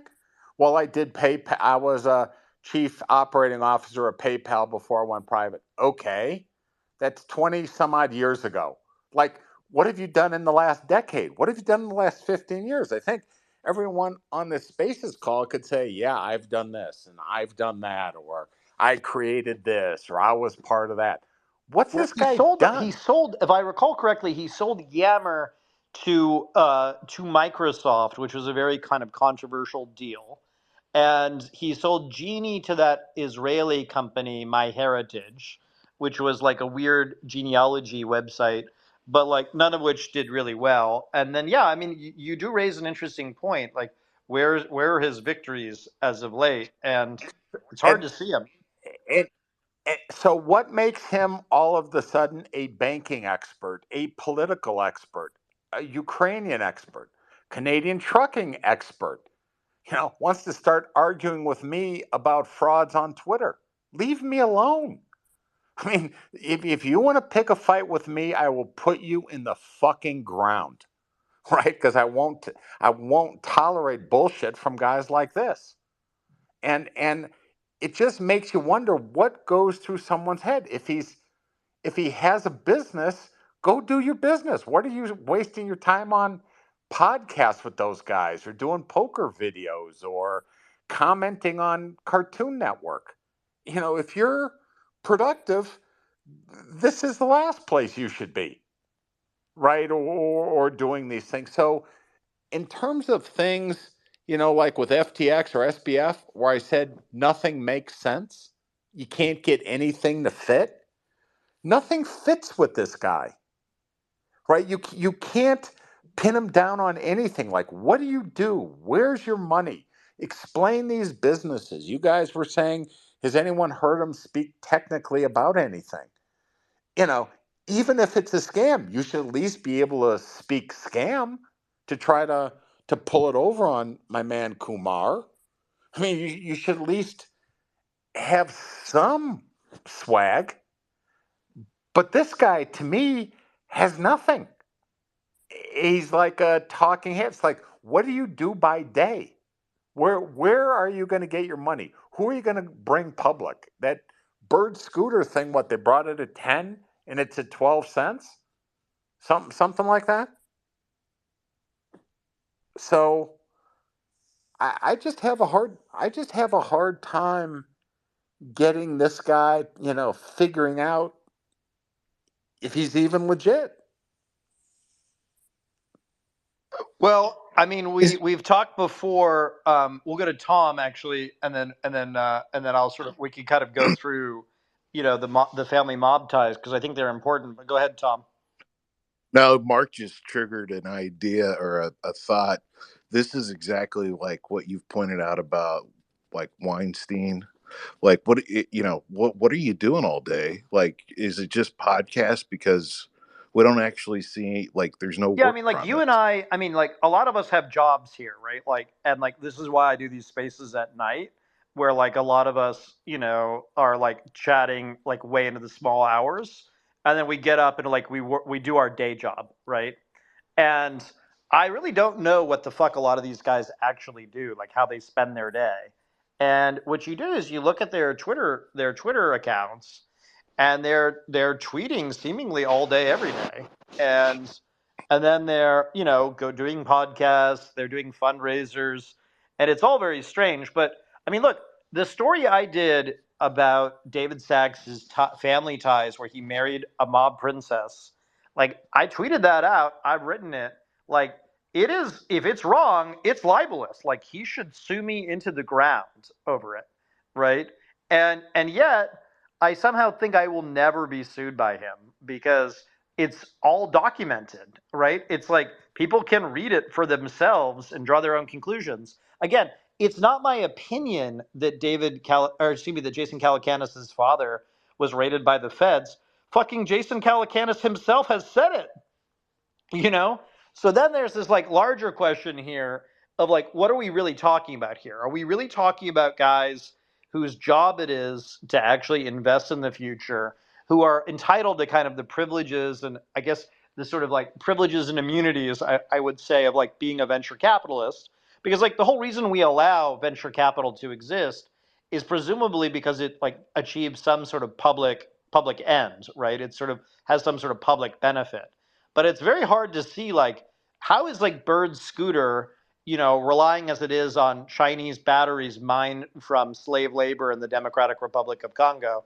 How is that like really good for the country, right? And if you look at, there's stuff there like Sachs was heavily involved in Zenefits, which again was a kind of like scam business that led to like Patrick Conrad being thrown out of that business. I don't know if people recall this, but like there was like all kinds of problems with Zenefits, where Zenefits was basically breaking the law, where they were just like they were not really following any of the laws around insurance, and yeah, it's pretty crazy. And I think Sachs basically, my recollection of this on the Zenefits thing at the time is that Sachs basically came in and sort of tried to make himself into a performance. He was basically like saving the company or whatever. But I don't think that that's actually kind of true. I think there was a lot more weird behavior going on there. And if you look at it, Zenefits ultimately sold to the private equity company Francisco Partners. And for those who are not unfamiliar with Francisco Partners is the same firm that was heavily tied in with the Israeli spyware company, NSO Group. So there's a lot of weird stuff here about Sachs's ties and where all this stuff is going, and I suspect he will. Yeah, he. So what is this? That Tom just sent me. Sachs just filed papers for a golf equipment business. I mean, really, like seriously, this is what we're talking about here. I mean, it's really quite scandalous, I think. But I don't know. What's your sense, Tom? I mean, you've been digging in on this. I mean, Mason, you got to get your phone fixed because you've been sending me great stuff in the DMs. And by the way, if anyone else wants to come up here and defend Sachs, I know that we have some people in here. I mean, the man has few friends, but if you're a friend of his or an ally of his, like we'll give you the full stage. You could make your point. We won't interrupt you. We'll let you be. Curious kind of how some of this stuff is defendable, but. No, I just go back to I think I posted the video. Just watch Tim Dillon's little video I posted of creating a fake business. That's what I think of every time we talk about these things, because at the end of the day, there's no there. Yeah, I agree. Michael, welcome. Welcome up.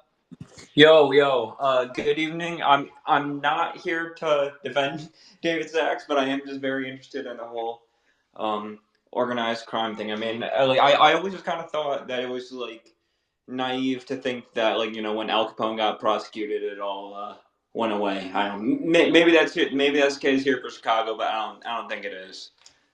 Yeah, I mean, look. So, like, what is capital? What is global? Globalization, right? It's the movement of goods, people, information, right? And obviously, all those things, you know, are we sort of talk about that when we talk about globalization.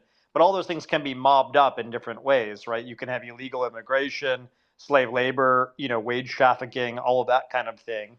And then you think about information. Labor trafficking, absolutely. Yeah, and when you think about things like goods that are shittily produced and then brought into our markets, again, that's a kind of like negative mob externality of capitalism. And similarly, information, you can have bad information, misinformation, things that are wrong, things that are deliberately fucked up in all these ways. And so, yeah, I think that this is a very interesting question, and I think it's also something we should be mindful of as we think about this platform, because as people elsewhere have talked about, I mean, David Sachs is mentioned in the files around Twitter, right? He's engaged heavily when it came to buying Twitter and sort of encouraging Elon to buy Twitter. So I think we need to be mindful that, like, he had a Twitter email account at one point. Um, he was very much like a part of the decision making around Elon's purchasing of Twitter.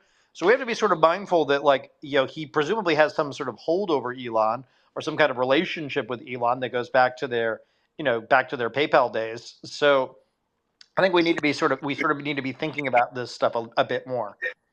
Very, very, very interesting. This is the main thing. My main question slash food for thought. Sorry, I'm just by the sink right now. I said this to the states, to my county state's attorney. I'm gonna go out. I said this to my county state's attorney that he should still keep an eye out in the suburbs, like around here, that even are like have like low like violent crime rates, because like don't the saying goes like don't shit where you eat. So I'm in one of the places with like the lowest violent crime rates in Illinois, and I'm just kind of like wondering how much is just kind of like protection rackets, like, if you will. I mean, Yeah, I mean, how many of these things yeah. are actually? I mean, we have talked about this before. Like, how Yeah, many? Sorry. I'm just wondering, like, how much it seems like the big cities are like kind of cracking down, but I'm wondering how like the suburbs really are like mobbed up, like with all this like suburban sprawl and stuff. Yeah, I mean, it's a good question. I don't think we'll ever really know the answer of, like, it's the Sopranos effect, right? Like, obviously, Tony doesn't crime where he lives, so it. Just make sure they don't put an opportunity zone near Yeah, you. I mean, we've noticed that opportunity zone stuff with all the rioting that's taken place. Yeah, it's a real issue. DCAS, is there anything you want to add real quick? I mean, I know you've been up for a bit, and if not, just give us a wave or whatever. Um, here's my sense of where the real story lies with Sachs. I think Mark is correct that it's about the crypto stuff. I think the crypto stuff is a big, big, big part of it. But I also think that we need to be sort of like aware of the degree to which a lot of public money in pension funds and endowments of various colleges, that a lot of that money has gone to Silicon Valley over the years. And in other countries, there's a lot of regulations around how pension money can be touched, but not in the United States. And Mark, I mean, you were big on the SBF stuff. I mean, there was a lot of like teachers' money, right? Like there was a lot of like people who got fucked by this, right? And is that your sense of what's going on here too, or what's your read here? They got fucked on that. They got fucked on that Celsius. That Costa Depot in Montreal lost a couple $100 million in that. And I think where it's going to get sort of sexy is that if the GP bought in the A round and the LPs bought in the B round, there's going to be the GP LP money mismatch. Who bought in when? Who cashes out when? Who takes fees for what?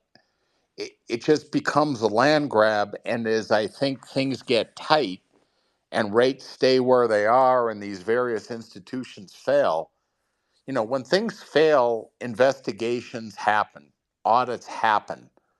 emails get discovered, who knew what when. Because a lot of people end up with nothing and they get pissed off. So I think these investors in these VC funds are going to start asking real questions of what's going on. And again, if you really listen to everyone here, is what do these guys like do by day? I mean, what if you're a or if you're night technically.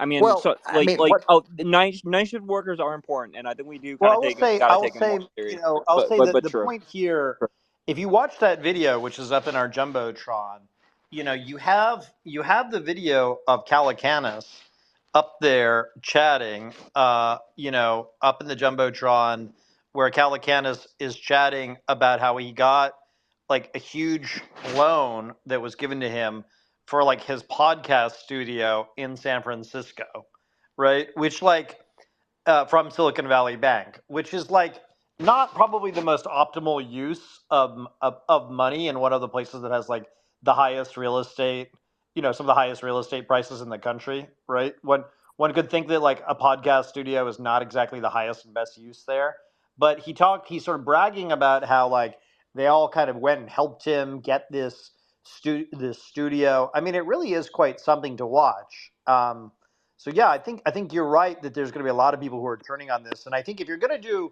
massive laundering, you pretty much always need a bank involved with it, right? That was like I think why in the Wirecard case, for those who haven't read Money Men by Dan McCrum, I think it's a very very good book on Wirecard, and um, basically what they were trying to do is they were trying to acquire Deutsche Bank, right? The Wirecard was trying to basically get enough money to buy them, and they sort of failed to do that in different ways. But anyway, go ahead, Mark. I didn't mean to cut you off. Go ahead. well, wouldn't you think if all these guys were banking at Silicon Valley Bank that they'd start working on getting new relationships and spend less time doing podcasts or videos or starting a Twitter fight? I mean, if you're going to go and do in your own bank, where you bank, and again, how did this guy pull his money the day before the whole thing went kaflooey? You have this relationship with these guys for years and years and years, and the day before this thing goes down, you take your money out, and you weren't tipped. I mean, really? And why then would you be all over Cartoon Network, aka CNBC, doing videos, working on Twitter with your stance about how the government needs to be out? Wouldn't you be working on finding a new bank?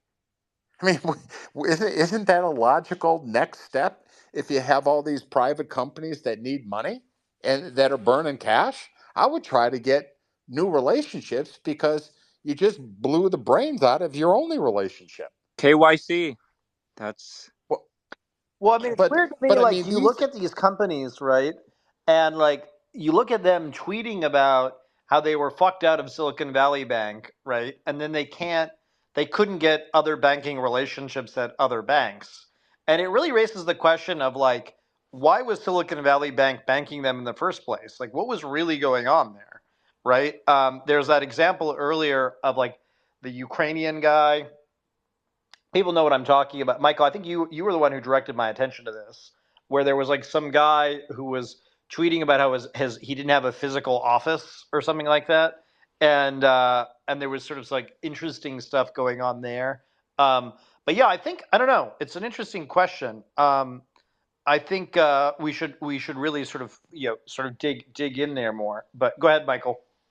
I'm not sure if you're talking about like Corey Mills or something something like that. I think I was talking about. I'll find the tweet. It might have been Yeah, Sinews of War who mentioned it. for sure. Oh, okay, very interesting.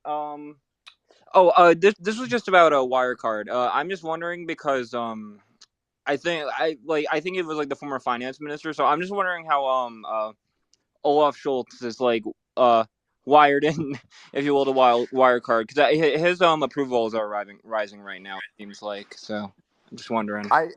I don't know how, for the life of me, Olaf Schultz was not nailed in this Wirecard Oh, I thing mean, he's protected because by CIA, pretty obviously, if you look at his yeah, history. well, he covered for him. He lied for him.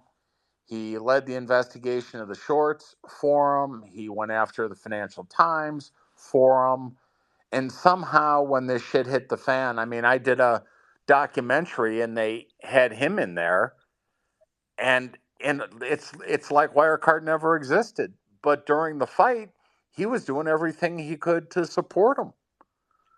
And I mean that dude is he's a bad man. That Yeah, I guy. mean he's protected by God, U.S. intelligence though, so he'll be allowed. I mean, what is it? You know, you shouldn't short somebody who's protected, right? And he's protected, you know. And you know, if you look at Merkel, I mean, Merkel had all those tie-ins with Christian Angermeyer, and you know, Angermeyer made a shitload of money off of Wirecard and off of brokering that sale between Wirecard and SoftBank, which was in the FT. And you know, Angermeyer is obviously involved in all the weird psychedelic stuff going on now. And I think, you know, the geopolitics here is the way to watch this, right? Merkel heavily tied in with the Russians. Yep. That's sort of the way I look at it. And so there's a lot of times you'll find in these investigations where the people are super guilty, but they're useful in different ways, right? And I think that's what we see with Olaf Scholz. I mean, Scholz is he signed that deal with Qatar, which the U.S. government and the British government wanted on gas, right? He basically was seemingly cool with the Nord Stream 2 pipelines being destroyed. And so, yeah, I think if we kind of like look at it pretty closely, I mean, Schultz has a long tradition of being tied in with American intelligence, and I think they're doing him a solid by protecting him now. That's kind of my read on it. And I've talked to Macron about him, by the way, too. I've talked to Macron about Schultz, and I think he more or less shares my view on it, that he's protected. So make of that what you will. I support SPD. That's all I got to say. SPD. Yeah. Well, go ahead, Kumar. So for a long time, Jason Calacanis followed me. I was just bringing it back to this. And then at some point, he kept tweeting about his angel.university, where you're going to pay him to teach you how to angel invest. He donates all the purchases, and all the companies that he displays on angel.university, the website, are all companies that were basically dumps on retail. So the moment I pointed this out, he blocked me. And like, I was friendly with him before. Well, I'll tell you what But happened with me and Calacanis, where so I was banned under the new regime on Twitter. So Musk's people, after I started talking about all the weird, like what were they actually moving on those jets, right? Looking at all the weird places that Musk and Jay-Z fly, I was banned on Twitter, and I wrote an email to Calacanis. Calacanis and I have emailed back and forth, and I just said, hey motherfucker, like verbatim, this is what I said. Hey motherfucker, I'll just read the email. Hey motherfucker, I personally wouldn't ban me given that I now live in Northern Virginia. Not my choice, by the way. Hope you have a nice day at just your friendly neighborhood Fed. And literally like that afternoon, all of my stuff all on Twitter was restored. Not a word was said. You know, they basically permanently banned me, and then let me back on without any mention or whatever. And I just find that very interesting and very telling, you know, because I think that they are afraid of us. And I think they're right to be afraid of us because they can kind of see what's been going on. You know, they can kind of see that, you know, things are moving in a very negative direction for a lot of their businesses. I'm terrified of the Beltway. I'm terrified. I don't know. It's an interesting question. Kumar, do you think, like, you've had some dealings with Calacanis? I was interviewed on Calacanis' podcast many years ago, maybe like 6 or so years ago, back when it was like the Weekend Startups or something like that. And I must tell you, I found the guy like very disturbing. Like he's like very high energy. Calacanis was in major fights with Nick Denton during the Gawker years. He had all sorts of like tie-ins there, and he was very tied in with Jeffrey Epstein too. We know. So I wonder, like, how much are a lot of these guys like the new network that's formed around them in a post Epstein era? I mean, do you have any thoughts on that, Kumar? so Calacanis every time I interacted with him, I just like, this guy doesn't know anything about tech, and he's naming like one way for me to tell someone's not really a technologist, and this is kind of fucked up, but like I'm a technologist and I've worked at the edges of physics and chemistry. I forget proper nouns all the time. Calacanis name drops all the time, like proper noun, proper noun, proper noun, and it was the whole thing was sketchy because he was unlike any other person I'd met in tech, and mind you, I've personally worked for 300 tech companies doing like very specific things, very specified stuff, and not a single one of those CEOs is as non-technical as Calacanis, which I don't know where he got the money to do the Inside.com publication. I don't, at one point he was pitching TV shows to do like a Shark Tank like thing where he was the shark. Don't know how he it was all very weird to me. This is back in 2014. I was still new to Silicon Valley's nonsense. Yeah, I mean, there's a lot of weird stuff there with Calacanis where you're just like, wait, what? Hold on, what? And when you look at his, at his like, at his own writings, I mean, if you just go and read his own writings, this is what he says, okay? Like, this is, again, not my opinion, right? He says in The Rise and Fall and Rise of Jason Calacanis, in his own words, Valley Watch, he says that the U.S. Marshals, quote, came with shotguns and took everything, end quote, and took all the money. This was at his father's mob bar called Beards, okay? And he, quote, described his childhood as the first act of Goodfellas. Okay. And then he goes on, quote, Calacanis started working at his dad's bar very early on, where he claims to have been exposed to a lot of commerce that awakened in him an interest in money and power. Calacanis would receive tips from cops, members of the Mafia, hippies, and Hell's Angels. Okay, here he is in 2020. He's being interviewed by an interviewer, and this is what he says, okay? Jason, this is the interviewer, Ben is the guy's name. I'm going to deviate from our little outline here a little bit. I know you're a prolific poker player. I know semi-pro is the right word, but you play with pros, you're friends with pros. A lot of your investing patterns sort of match poker patterns. And Jason says, informed by, yeah. Ben says, yeah, did that start here? And then Jason says, I was exposed to gambling at a very young age. I didn't participate in it. My exposure to poker came when I was in New York. A friend of mine, Adio Rezi, who started the Founders Institute, just started a $20, $30 poker game. Myself, Scott Heffernan from meetup.com, Nick Denton. Remember, Nick Denton worked at Gawker. Gawker was backed by Viktor Vekselberg, the richest guy from Russia. Jeff Dodgiest from Razorfish, and now OneDrop, which I'm an investor in. Just a bunch of the Silicon Valley folks would play cards, and I'd play cards with them. It was like one of those poker games where everyone said, what's better, a straight or a flush? I had to look it up kind of thing. You have the whole card, hold on. All right, yeah, so yeah, literally that was like that. It was just an excuse. We used to play at a place called Forlini's, which is still down in Chinatown, which is like an Italian restaurant, and leave it at that. We used to play in the back. If you go to the back table, it says Tuesday Poker Group. There's a little placard on the wall, cards basically. Anyway, it goes on. There's like a lot of weird stuff here about his connections with kind of mob figures in New York. But for me, the weirdest thing about Calacanis, and there's a lot of weird stuff, but for me, the genuinely weirdest thing was just like, what is the deal with when he got married? Because Wikipedia has different periods there. There's like a lot of weird stuff there. But yeah, it's really kind of telling in a way. By the way, Mason has a very funny thing that he just found about Bird. Quote, if you had invested $1,000 in Bird Global Class A 1 year ago, you would have $47. Remind me to check out LexisNexis more often for sick birds. Yeah, it's pretty good. Let's let up Ryan real quick. Let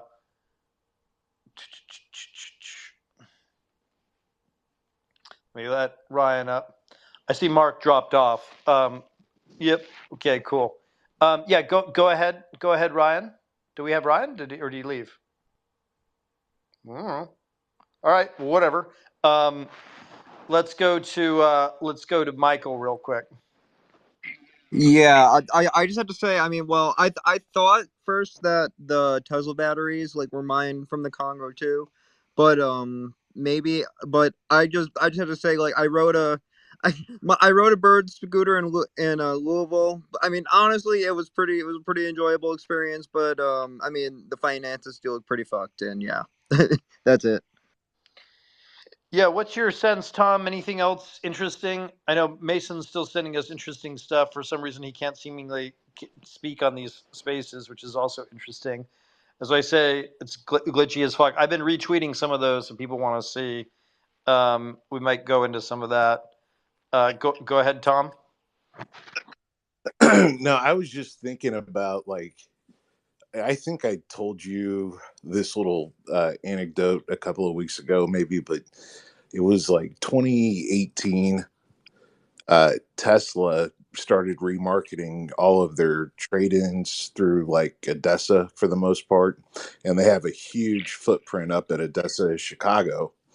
And so we would buy a lot of vehicles of their trades because they had amazing trade-ins.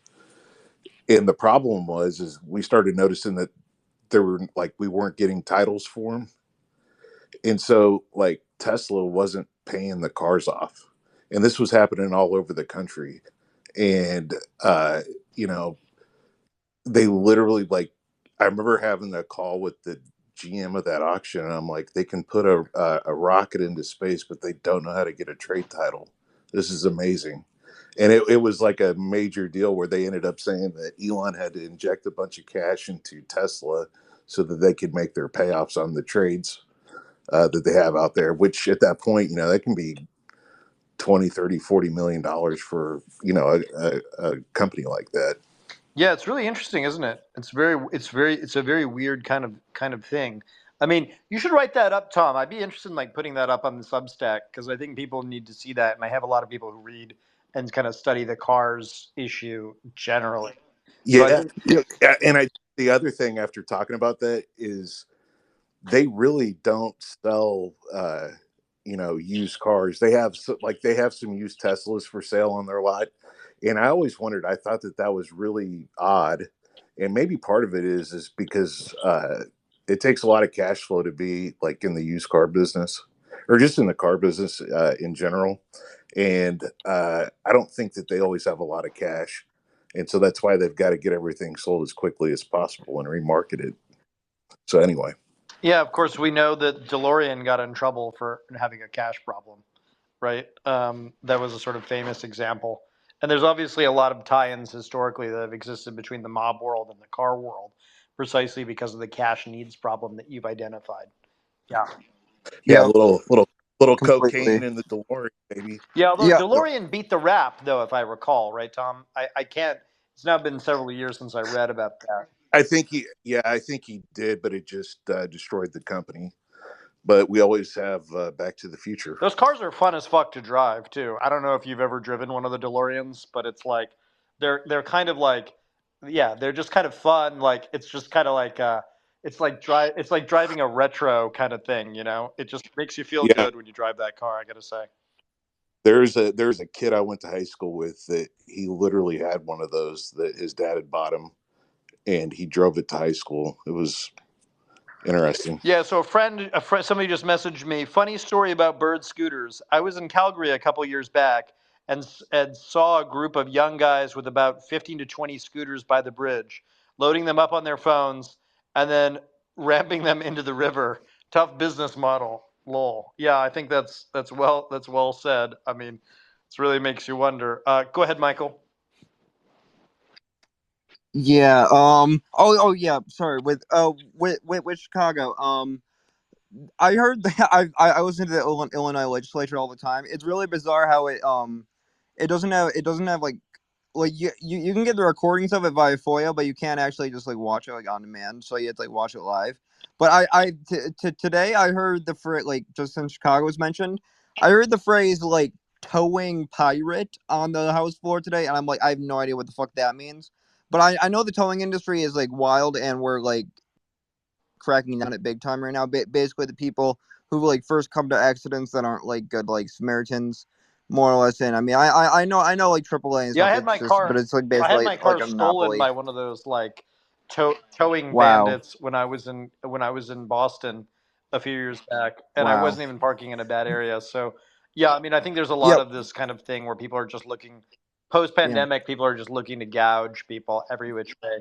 Yeah. They said Chicago is like the number one like place where this happens. Like this person in like the Illinois house. So I'm just, and I mean I know carjackings have basically like replaced muggings in the richer neighborhoods effectively like since the pandemic. So it's been very, very interesting to see. Now, what's our sense, like, if we look at this, how do we think this will play out? I mean, it seems to me the only place that really has liquidity in the world right now is the Middle East. I mean, what's our sense of kind of like how we should think about this? I'm letting Jay-Z up. I keep letting people up here, and apparently there's errors letting people up.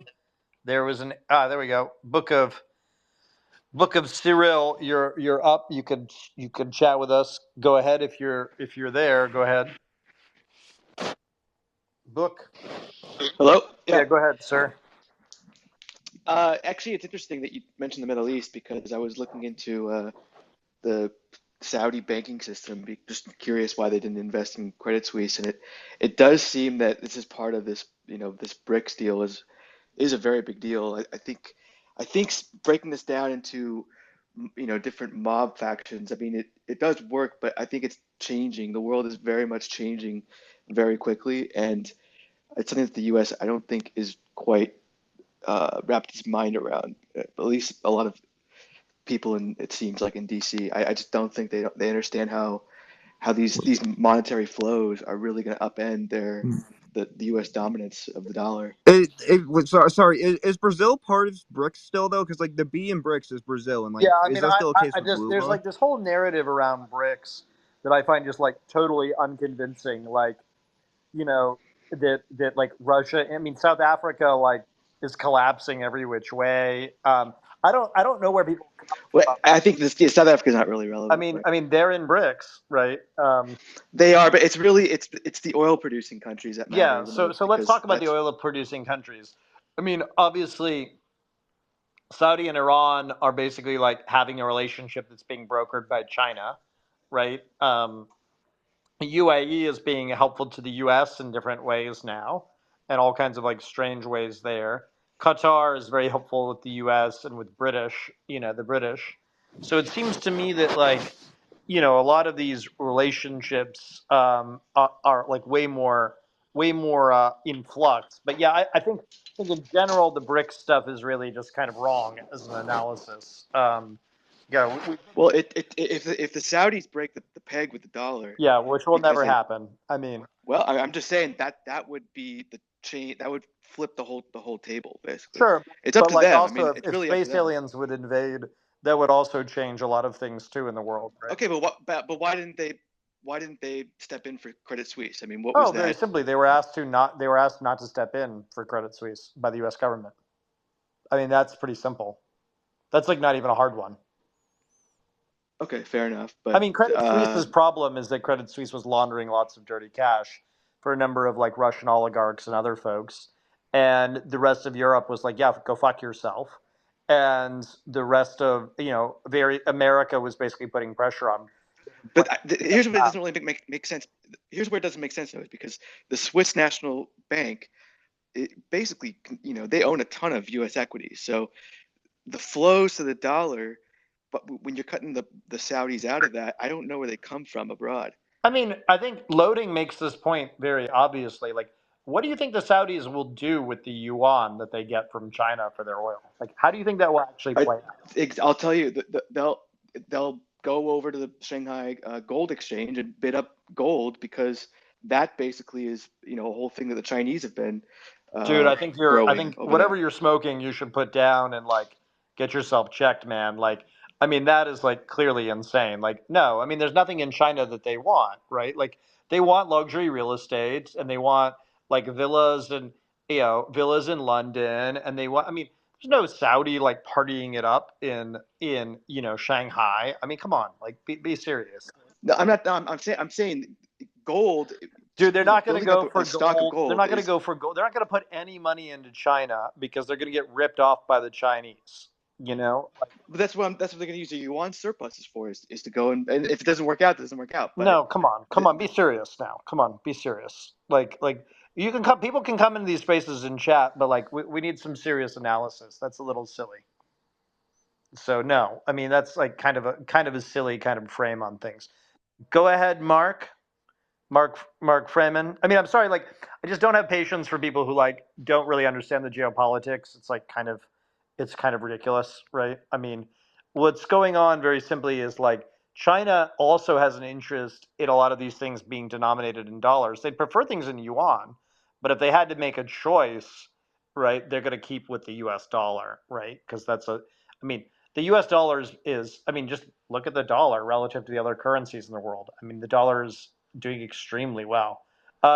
Is Mark in the space, or is he connecting, or what's going on there? Mark, go ahead. I don't know. Whatever. Anything, Michael, Tom? You guys want to add anything? Kumar? Yeah, I was wondering. Did you ever figure out what's going on with Teal and the whole situation? Was it what you expected, or was it something completely More or different? less. I mean, my view is that Teal is being sort of like slowly turned by U.S. intelligence, and my read on it is, I take those things seriously. Like Sinews did that video, which maybe we could share up in the jumbotron if somebody can find it. Sinews did that thing on Teal, and to me, the tell with Teal is that Teal is being quoted a lot more in the British press, which I find very interesting. My sense, just being very blunt about it,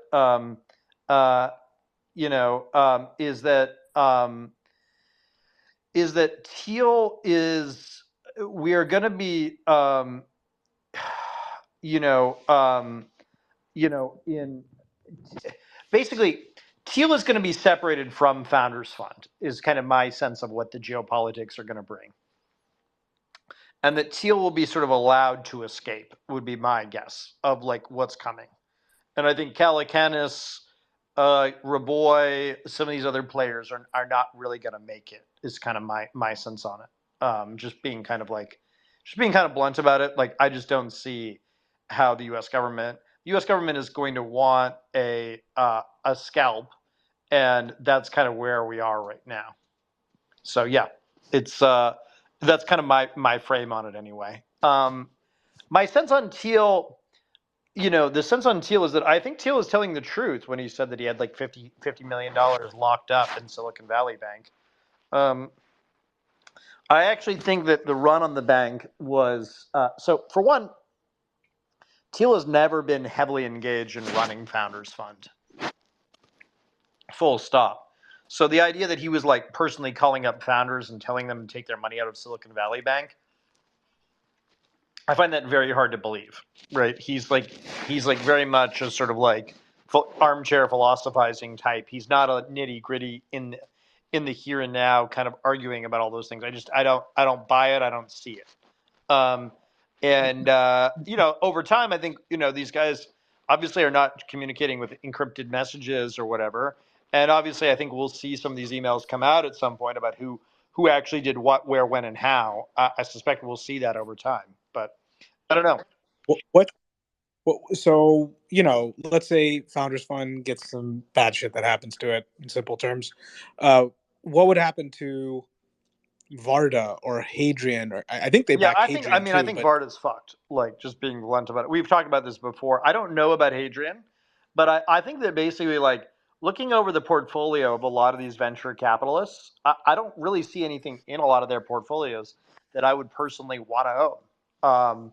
Like, I don't see, like, if you have my view that the government's going to get a lot more involved in economic affairs, which I think is increasingly becoming the case post Inflation Reduction Act, post Joe Biden presidency, then really like these guys are not very able to sell and interface or deal with the government generally.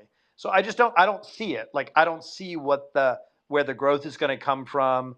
I don't see how any of these portfolios Now, I think what they're trying to do is they tried basically, basically 18 months ago, 2 years ago, to raise a bunch of cash to basically like husband a bunch of cash, and I think they're going to go all in for 2024 for electing Ron DeSantis president, and I just don't see how that's going to work because I just don't think DeSantis is as good a politician. I've known DeSantis a long time. I know that Matt Gaetz, Donald Trump, dragged him over the finish line in 2018.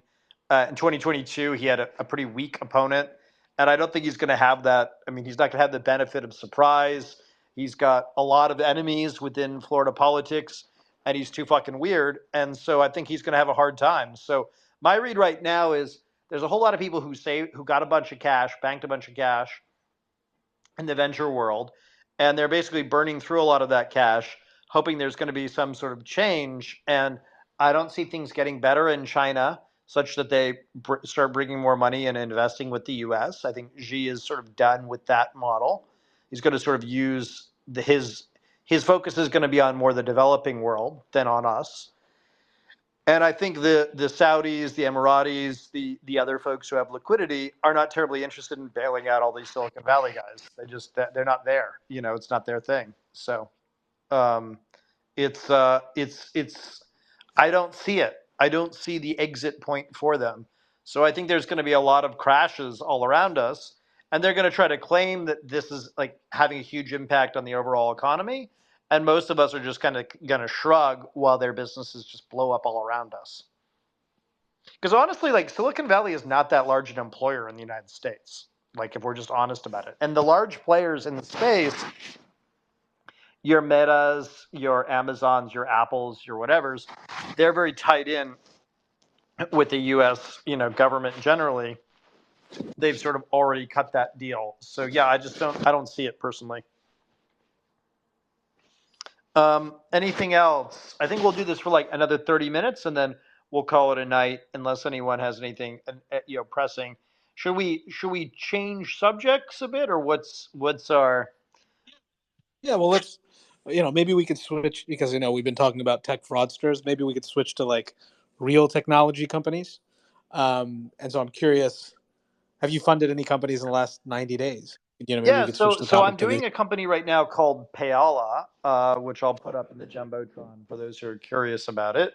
Payala is very much connected with the NSA, and they're about basically having a much more tighter control of the U.S. dollar.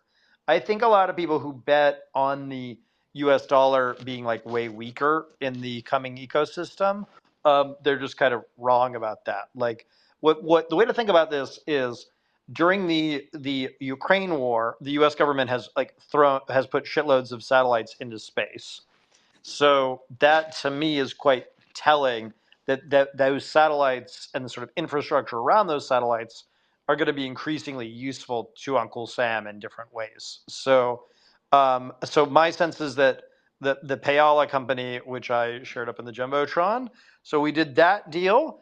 And then we also did the Aptera deal, I think at the end of December, though people might have to check me on that because my partner did the paperwork on that. So, and then I'm doing a lot more genetic stuff generally. I look at the Illumina deal or the Illumina fight that Icon is in, where he's basically like, listen, ditch Grail, right? I see that as basically moving in the anti-criminal biotech world. Like I think a lot of the biotech deals are also money laundering of different forms and fashion, and that most of them don't really work all that well. It's kind of my just general impression. So I've been doing that, and then I'm doing a lot of stuff. So my own company, Traitwell, I put about at the beginning of the year, I put about $600K of my own money into Traitwell, and we're doing a lot of genetic sequencing, and I should have more to announce there. I am suing Clearview. I gave the order tonight to sue Clearview, which I was a co-founder of, and I'm suing Juan That and Richard Swartz, who started the company with me, and that'll probably be in the news in the next like week and change. So that's sort of something to watch. And how Emirati, how Chinese did Clearview become when Juan and Richard kind of pushed me out of the way? I think that'll be a very interesting question for the lawyers and for other folks to discern. And my God, man, lawyers are fucking expensive, like particularly good ones. But it has to be done because I have to stand up for the shareholders, stand up for myself there, and so I'm pretty optimistic there. I'm trying to think what are the other big ones that I've done lately. I mean, I mentioned the Aptera stuff before. Aptera has been going from strength to strength. They announced a fleet sale today, and earlier this month they got approved for a $21 million grant from Cal Energy, which is pretty cool. And they had other grants too. What they have were a they? bunch of grants. I don't know them all off the top of the head, but for me the big one was they got a fleet order today. They announced a fleet order of 101 vehicles from Sustainability Solar Inc. And by the way, I should just mention in general, like, this is not investment advice. This is stuff I put my own money into. People are free to disagree with me and argue against me. I want to give people space there. I don't want to replicate the all-in nonsense personally. Like that doesn't interest me all that much.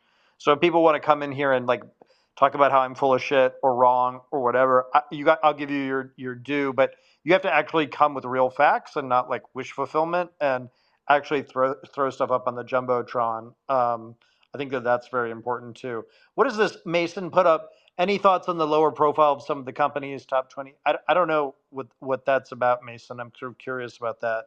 I'll share it up on the jumbotrons if people have thoughts about that. Yeah. One thing about, so you've invested in an aperture satellite Yes. company. Yeah. So that's done very well. My synthetic aperture radar stuff, a company called Umbra, which has gotten the largest grant in the history of the National Reconnaissance Office. And I live right by there in Virginia now. So, I'm very interested in satellite technology, genetics technology. I think. Wait. With for me, like a genetics company that just does S&Ps is probably meh. With satellite companies, what are some of your filters when you look at them? I'm looking at the antenna. And, people who have the best antennas usually win in this space. I'm also looking for things that are not Chinese. So there's so the satellite world had a lot of Chinese investors running around, like Capella has a lot of Chinese money behind it. Pretty much anything like Lux Capital touches is very Chinese. A lot of these guys, Andreessen Horowitz, touch a lot of Chinese things. So I'm very much opposed to a lot of the Chinese stuff. So on the macro econ, I think what's happening is a lot of companies in genetics, in facial recognition, in satellite stuff, anything that is very Chinese is going to be sort of drummed out of our system.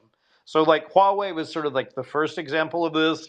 Then we moved into the satellite stuff. I think I was telling you, Kumar, I wrote an 80-page report on all the satellites and how connected to China they are. Is it public? It's a good question if I'm allowed to make that public. Let me see if I can make that public. Remind me about that. I'll ask the person I did that report for if I can make that public. Do you have thoughts on LEOs, MEOs, and GEOs? In general, my focus generally is just on the antenna, and what can the antenna be used to spy on in the United States, in the world. So I think people get focused on geostationary questions, and they should be focused or sort of types of satellites or how they orbit or whatever. And all of that is sort of tangential to the larger question of how good is your antenna? What does your antenna actually do? How good are the pictures? Are they better than any of the other pictures that are out there? Could you stand that up if it were competing on a national stage with the NIST rating? Those kind of questions are the things I look for. I think everything else that I've looked at in terms of satellite technology is kind of irrelevant. It's always about the antenna. What's the as it relates to the matters of the U.S. government? What are they most keen on? That's actually, obviously a lot of shit gets pitched in Silicon Valley, but I don't feel like these people have spent a day or two even in DC to learn what the real problem is. So what are the real problems right now in satellite stuff in space for the government, other than obviously resources are a big part of it, and resources. So like we're in a resource war basically all throughout the world, right? People are trying to find new sources of groundwater. There's a lot of discussions around water technology. That's a big Yep. thing that we talk a lot about. The big sort of thematic issues are the Southwest is basically becoming a desert, for all intents and purposes. We talk a lot about cartel money coming into the US banking system and ways that we can kind of track that. We talk a lot about the Caribbean and how the Caribbean and Mexico are becoming increasingly Chinese and ways that we can counter that. We talk a lot about, just trying to think like, what are the big ones? A lot of this like track and trace questions around, genetics around like who's buying what, I think is very important.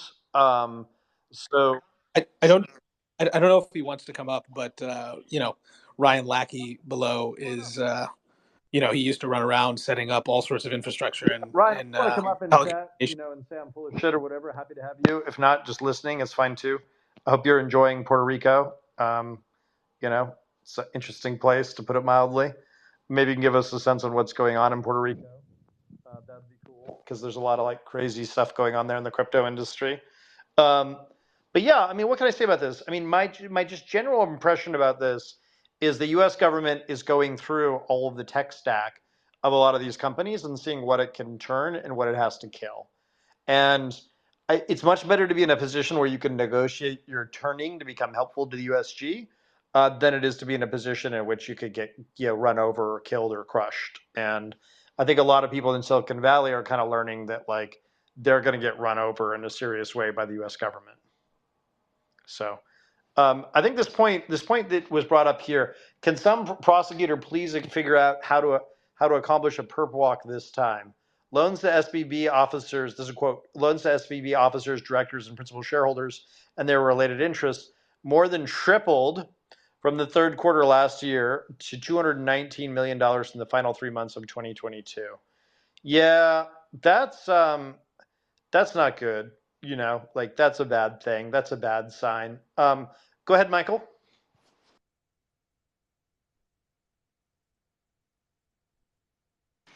Yeah, I can't entirely remember. I guess at my university I'm not aware of it currently being a thing, but we talked about like the prospect of like of states going. States as in like nations, going to war over water, and it's very very interesting as someone in the Great Lakes. And yeah, we're also just gonna have to do stuff with like wastewater treatment and stuff there, and it's like and everyone should look into like the Piney Point whole thing like with wastewater and that happened in Tampa Bay, and also what the fuck is happening with that seaweed going into Tampa Bay, with like 5,000 mile like blob of seaweed, whatever the heck is going on in Florida right now. Like this is not a joke; it's happening right now. It's floating in right now. Chuck, to the extent that you talk to, I don't know how deeply you talk about environmental issues in DC. What has been the sentiment around water and where it's going, and the major zones of the world? Right, you've got Spain, you've got Egypt, you've got these specific zones where water crisis and aquifer crisis are notable. You've mentioned before that the western half of the U.S. is going to depopulate. I found that interesting and relevant.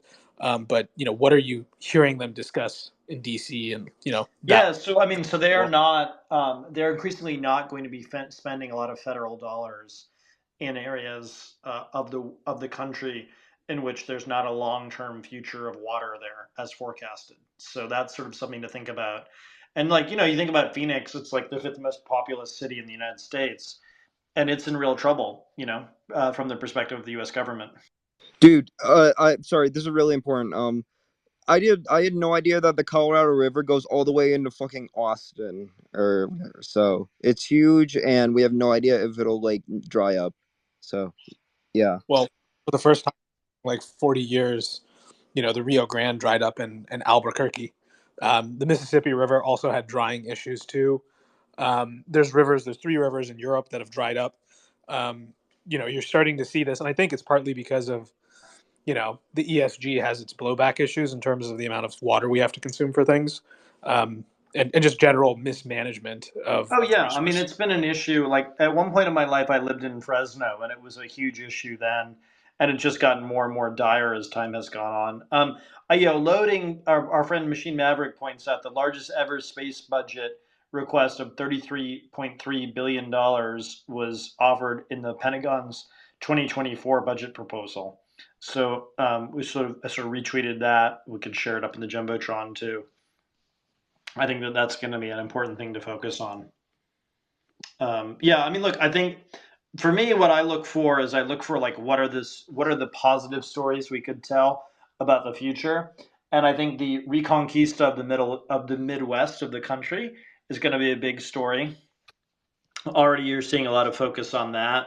I think there's going to be a lot more interest in sort of private equity deals around, water protective farming or sort of farming that kind of works in that way. But yeah, we are facing a severe water crisis in big parts of the United States, and I think it's just going to get more acute as time goes on.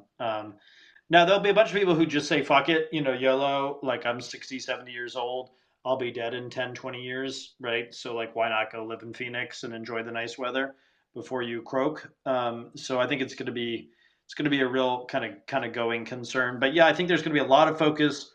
You're going to hear a lot more in our politics about the Midwest. That's going to be something that people are going to try to push people towards. You could already see it with James Fallow.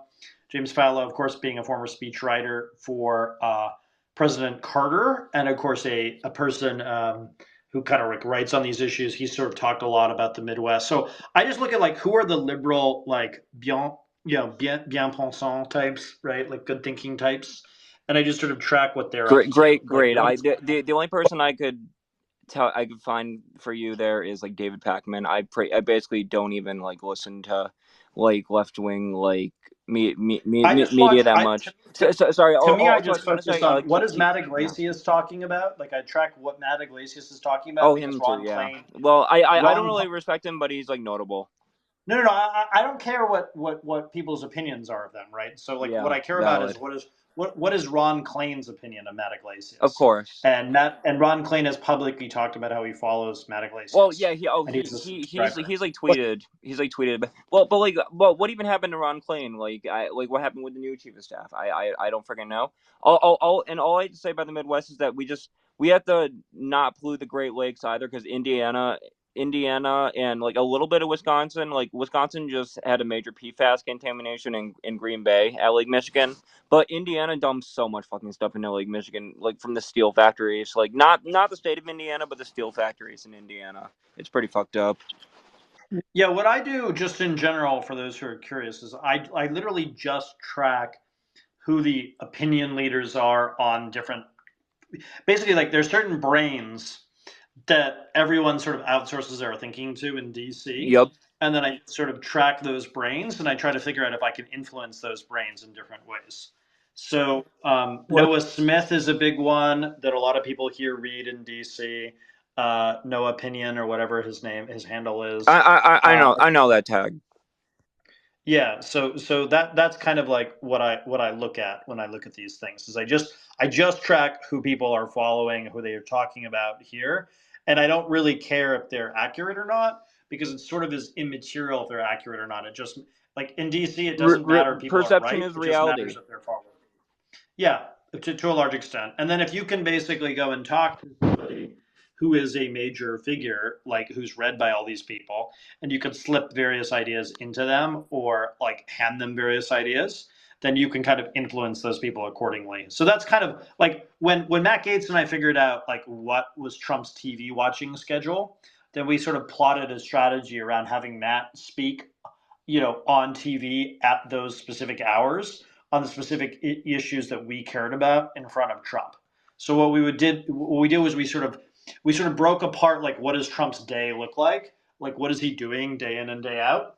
And how can we basically like he's watching a lot of TV. So it's like, all right, like let's get on his TV list. You know what I mean? Like let's basically put Matt in front of Trump talking about the issues that are important.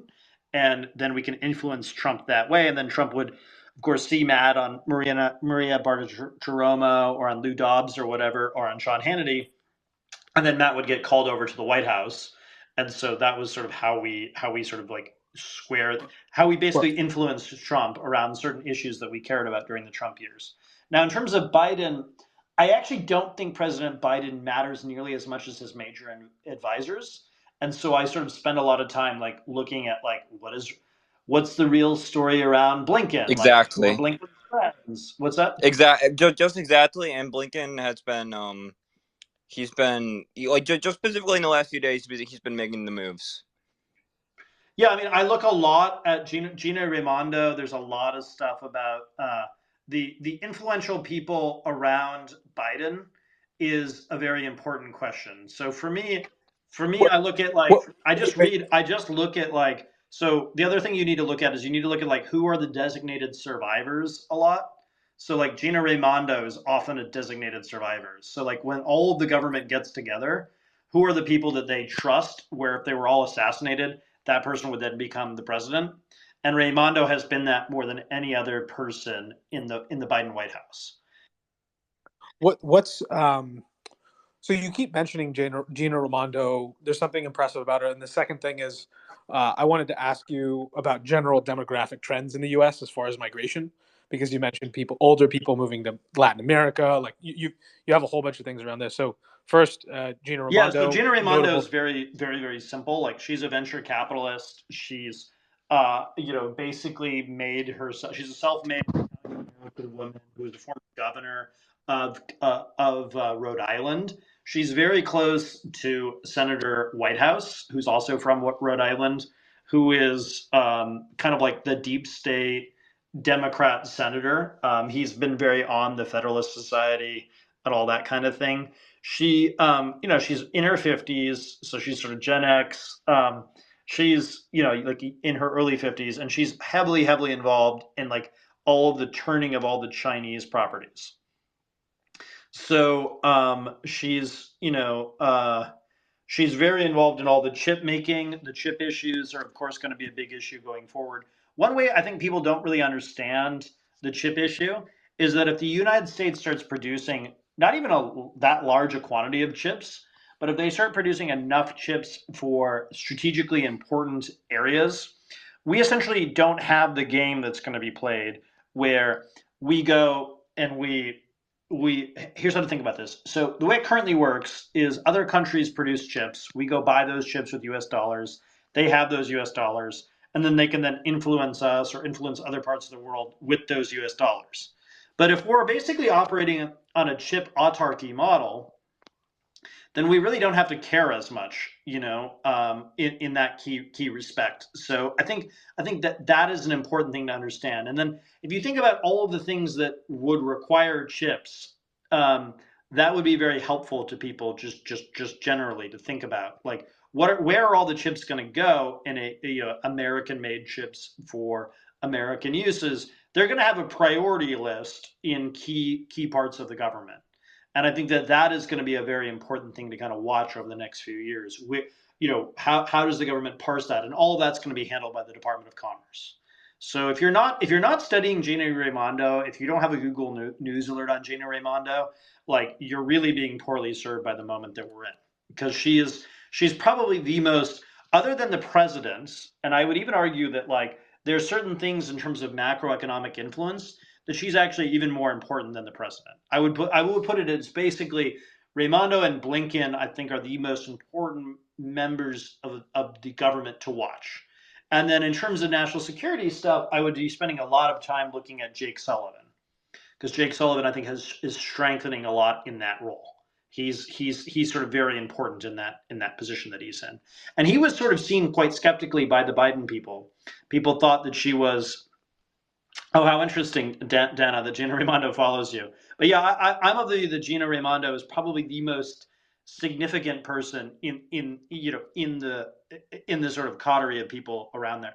I have met her. I know her a little bit. I wouldn't say we're like biffles or whatever, but more importantly, I know a lot of people on her staff, and I think she's very, very significant in that way, and heavily engaged. And Commerce Secretary Wilbur Ross and I were friendly, but it is true. I mean, he did spend a lot of meetings just napping. You know. Hey, Charles, can you tell them what the number you gave that anecdote about the list you had prepared for the Trump Yes. So I administration? had a list of like hundreds of companies that I wanted banned that were Chinese companies.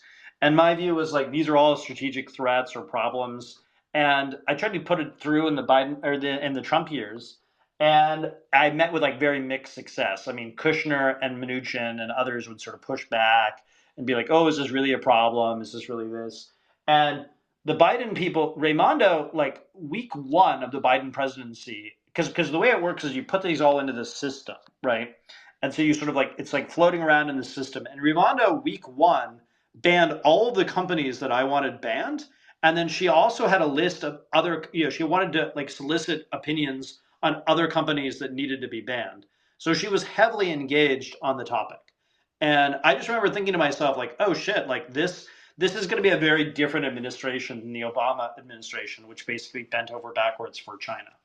And so when I kind of understood that that was really going on, I actually sort of like breathed a heavy sigh of relief around the Biden presidency because it was a tell to me that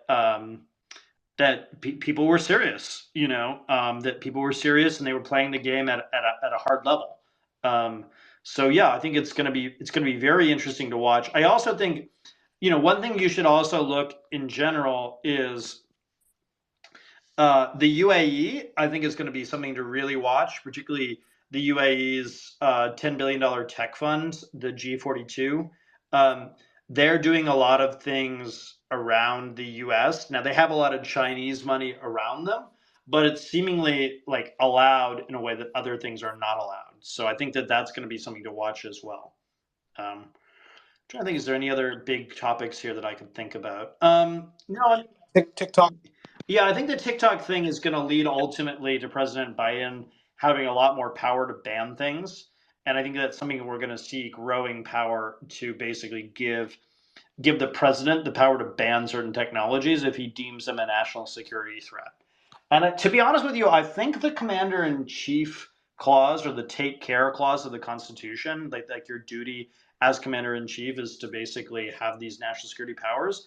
I think the president has the authority to ban whatever company he wants, to be honest. I don't like that I feel that way, but I think that that's actually what the law is. Like, I think the president has that power to deem that. And it's kind of fucked up if you think about it, like that the president could like bans. But I do think like he certainly has the authority to like issue drone strikes. So one way to think about this is if you had a company operating in the United States, is there something you could do that was tantamount to a drone strike on a company, but like not necessarily as violent? And I think there is a right that the president has here. And I think, what can I say about this? I think that TikTok is not as much a threat as other players in the game, but I think it's a real problem. And I think we should also be sort of thinking about a lot of, it used to be that basically a way to think about this is we had the Jews basically as kind of the middleman of the capital flows between China and America. And that's really kind of like what Facebook was, of Sheryl Sandberg, Mark Zuckerberg, basically middlemaning between China and America and Russia. But now the Chinese are going direct with TikTok. And it seemed, it's pretty interesting that they could basically build this very powerful kind of thing. I mean, it's pretty interesting. So yeah, I don't know. What is this thing about Virgin Orbit? There's like a Virgin Orbit. Yeah. People are sending. What's that about? I have no idea, but I've heard that name before. Also, I shared the wrong thing in the Jumbotron, but I'm gonna try to find the right thing. Delete the wrong thing if you would. Wait. I just found how to delete it. I didn't know how to do that. Sorry. It's okay. Okay. So switching gears. Remember the second item I said was demographic shifts. You had mentioned before western side of the U.S. kind of depopulating. Yeah, I think that basically we're going to continue to see California shrink in population. I think we're going to continue to see Texas grow in population, and that basically a whole lot of the country is going to be moving from the suburbs, from the coasts to the Midwest, and basically that's going to be like the story. The population story is like the rediscovery of the Midwest. And then I think a lot of the retirees out there, there's going to be efforts to basically go and like clean up Mexico or clean up these cartel heavy areas. And there's going to be these sort of like enclaves in these areas that are basically like functional retirement communities operating in a lot of Caribbean, Central American, and of course Mexican areas. And this will be in large measure because your dollars will go a lot further, but it will also be like, it's kind of like there's all this question about like, oh, we have all these workers coming in and taking care of American retirees. But I think what has happened is that a lot of the times those workers try to get other jobs. They basically try to work informally.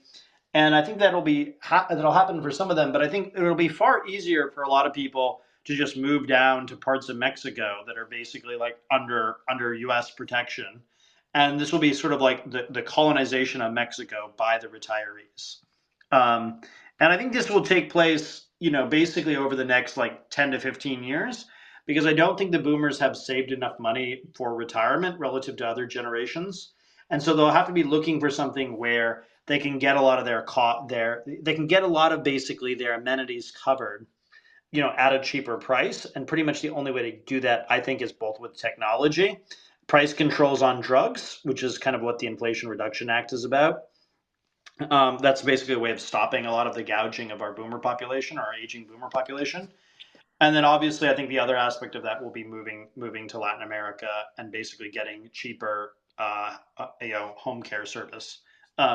I don't necessarily like this trend, by the way. Like, just to be clear about it, I just think that this is what's going to be happening, and it just is. It's going to be what it's going to be, Like, I think all the basically the conspiracy theorists who talked a lot about the Amero and all the Amero shit. You guys remember all this like Amero stuff back in the day? There was going to be like a North American Union. I think those people were actually like kind of onto something in a weird way, and I think it's going to happen mostly around labor issues to start. And that's sort of where we're going to go with that. But yeah, go ahead, Michael.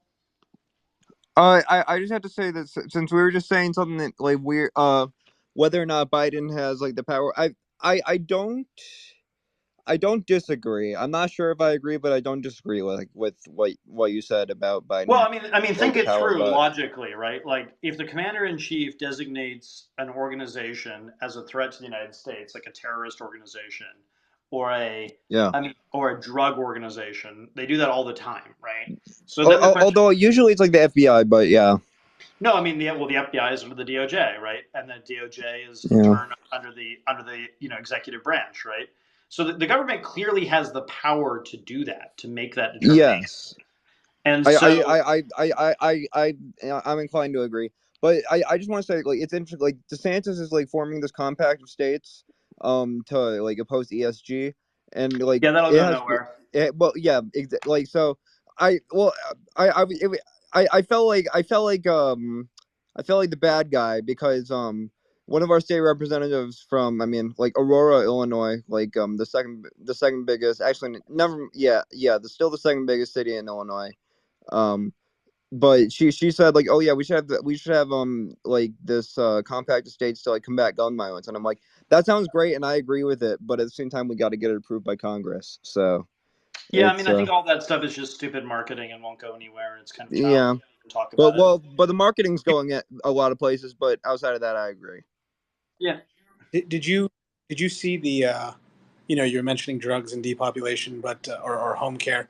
Did you see Newsom is doing this thing around insulin? Yeah, I'm not the least bit surprised that Newsom is encouraging that kind of thing. I don't know how effective that will be in California, but there is a sort of general reshoring going on of drugs generally in the United States after the supply lines kind of revealed that China has us by the balls in terms of a lot of life-saving drugs. And we have a large chunk of our population that is diabetic. And it's growing. No one has ever been able to show me, are there more Republican diabetics or Democrat diabetics? It's always been something I've been very curious about. If anyone has any research on that, I'm dying to see. Zero clue. I'll try to find it. Yeah, Mason, maybe you could find something there. I mean, I'm curious. I've been looking for this for a very, very, very long time, though. And I think it's a really interesting question. I'm pretty sure it's just the same. I think there's marginal differences. I don't know. Like, it's sort of something where, obviously older people tend to be more diabetic. They tend to be more Republican. but obviously different racial and ethnic populations tend to vote differently. Some of them tend to be, and also very old people or like silent generation are still like New Deal Democrats. So yeah. I do think breathing in the U.S. is like having diabetes, so I just think it's generalized across both parties, but no data. well, I mean, the question is like if there are more Republicans that are diabetic, and Joe Biden is basically doing the Inflation Reduction Act. The question is, does that have a political benefit to Joe Biden as basically taking care of all the Republican fat asses who are diabetic? And I don't know. I mean, maybe they just like, thanks for the cheap diabetes drugs, Joe. We're voting for Ron DeSantis. Yeah. I don't know. But Susan Collins like is like one of the main people helping like with the diabetes stuff like for I but just it's know also that bizarre. like a lot of people in this country are diabetic, and there's a lot of Yes. people where it's like a huge expense for them, every month, in terms of diabetic drug. And then here's Joe Biden Yep. coming in and issuing price caps, and not a single Republican voted for it, which is somewhat shocking to me. I would have thought we would have gotten like one or two or three. Well, I have to say, technically, to be honest, like a few voted to not take it out. Basically, the bird rule. If that makes sense. No, I mean not a single Republican. But They like voted not for to the repeal it. final piece of legislation, you are Yeah, they voted 100% not to correct. repeal it. Like not one Republican voted for the final piece of Yes, legislation in either not a chamber. single one. And I found that like, what, like, are they that much bitches of big pharma that they couldn't? I mean, it was shocking to me, to be honest with you. I thought. Well, to be fair, Cinema and Scott Peters of fucking San Diego, like that's just a random Democrat in a safe district. But they watered down like the drug, like Cinema specifically watered down the drug pricing. But outside of that, I do agree. But it's sorry. At the same time, insulin is like terrific, and like we need it to like these people need it to survive. But at the same time, like our end goal just needs to be eradicating diabetes and like curing it. But at the same time, like this production is like terrific, and like it definitely needs to be like $35 or lower. The only thing I'm like optimistic about on this front is, and I'd like to see it get implemented, but it could take 5 to 10 years. Is FSMA, the Food Safety Modernization Act? It's not aggressive right now, but I feel that acronym will become as popular as HIPAA as an acronym, but in the food industry. Who's the main leader? Like, who's the main like representatives or something that are like pushing stuff of FSMA? Well, it's the FDA. So I think the next thing who's going to push? I think the next thing we'll see on big pharma stuff will be pharmacogenomics. That'll be a big thing that you're going to see over the next like 6 months to a year. Sorry, Kumar. I completely like that's extremely wise, and all I just gotta say is that the FDA needs to regulate the weight loss supplements and vitamins as like normal medication, and that's like please tell us more about the FDA. Well, there's the whole semaglutide rush, and then what you've seen in the past 3 years is you can now prescribe a medication without touching or feeling the patient over a digital interface. So that's changed, and you can do it with an agent of the physician. So you can have a physician that has a nurse, and the nurse is the one that prescribes the medication. So the script pad becomes more numerous. So that's what you've seen. So there's a lot of like stuff on the medication side, but what I'm talking about is FSMA. FSMA regulates the food faction of the FDA, which is 1,000 of the 18,000 employees that work at the FDA. Yeah, and that's what I'm very, very like would love for you to. Obviously, I don't command you, but obviously, I would love for you to go more in depth on FISMA. Is that what it is? If it's FSMA. So okay, thank you. It was passed in 2011, but it's not what happened last year that makes it particularly notable at this time. And we'll watch in the next 2 quarters what happens. There's 2 nonprofits in the state of California sued the FDA, and they won because the FDA wasn't enforcing FSMA. So now the FDA has agreed to do 1,800, 1,900 on-site inspections from January of this year to the mid part of next year, like 18 months, right? Now, there's 500,000 food suppliers, so 1,900 is still a small number. But if you monitor like job posts, which I've been doing month over the month for the past 24 months, the amount of FSMA compliance relevant people inside a job post has been increasing like 3 or 4% a month, which doesn't seem significant. Yeah, but it actually is given the small number of people that work as food suppliers versus the completely. Yes, yeah. Yeah, like I'm sorry, the fines like shouldn't be like debilitating and like end the company like spot on. Like if you screw up one time, like you should like. Michael, Michael, But I told like this is great to see, Kumar. Like thank you for your insight. well, I mean, it's more nuanced than that. There's a grace period, so they're going to issue warnings. Absolutely, and I'm not trying. Sorry, I'm not trying to defend them or anything, but like you're like this is great. Like I very much appreciate this. I'm gonna shut up now. So the what they'll do is they'll issue warnings, and that's for 17 specific ingredients that the FDA agrees have a high foodborne illness frequency. You should go look at those. FDA Rule 204. It's that part of FSMA. But after they finish all 17 of those ingredients, they'll move on to another set. Now, what's of particular interest is, will the litigation come into place? Well, if I'm a lawyer that just sues food companies, if I see a food company where people get a foodborne illness and die, I'll go after the biggest foodborne illness company or food company with a giant insurance policy, and especially if they weren't FSMA compliant, I'll go after them in an increasing way. So if insurance companies know that, they're going to push all their food companies to be FSMA compliant. They'll charge them less, right? Now, FSMA basically means instead of just having to track one back and one forward in the supply chain, it means you have to track the ubiquitous. You have to track and trace up and down the supply chain. But it's funny because Chuck always talks about he's interested in track and trace, right?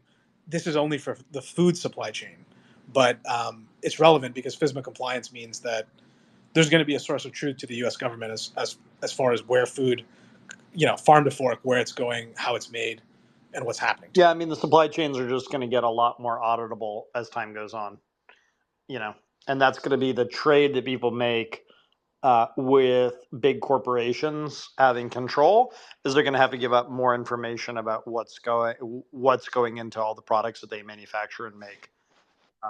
Well, it's good for one thing. Well, it reduces the total number of stockouts.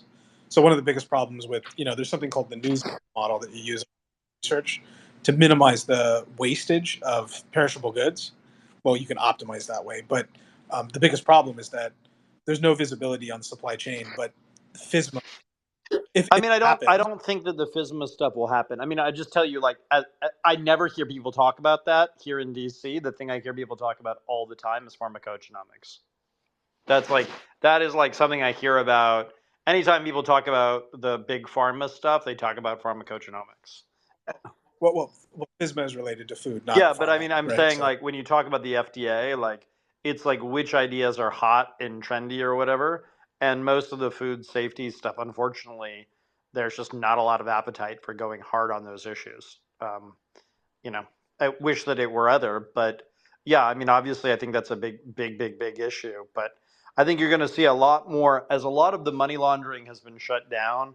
As basically rates have risen, you're going to see a lot more focus on like doing a lot of the reforms now of the pharmaceutical industry or of the hospital industry that you wouldn't have seen under the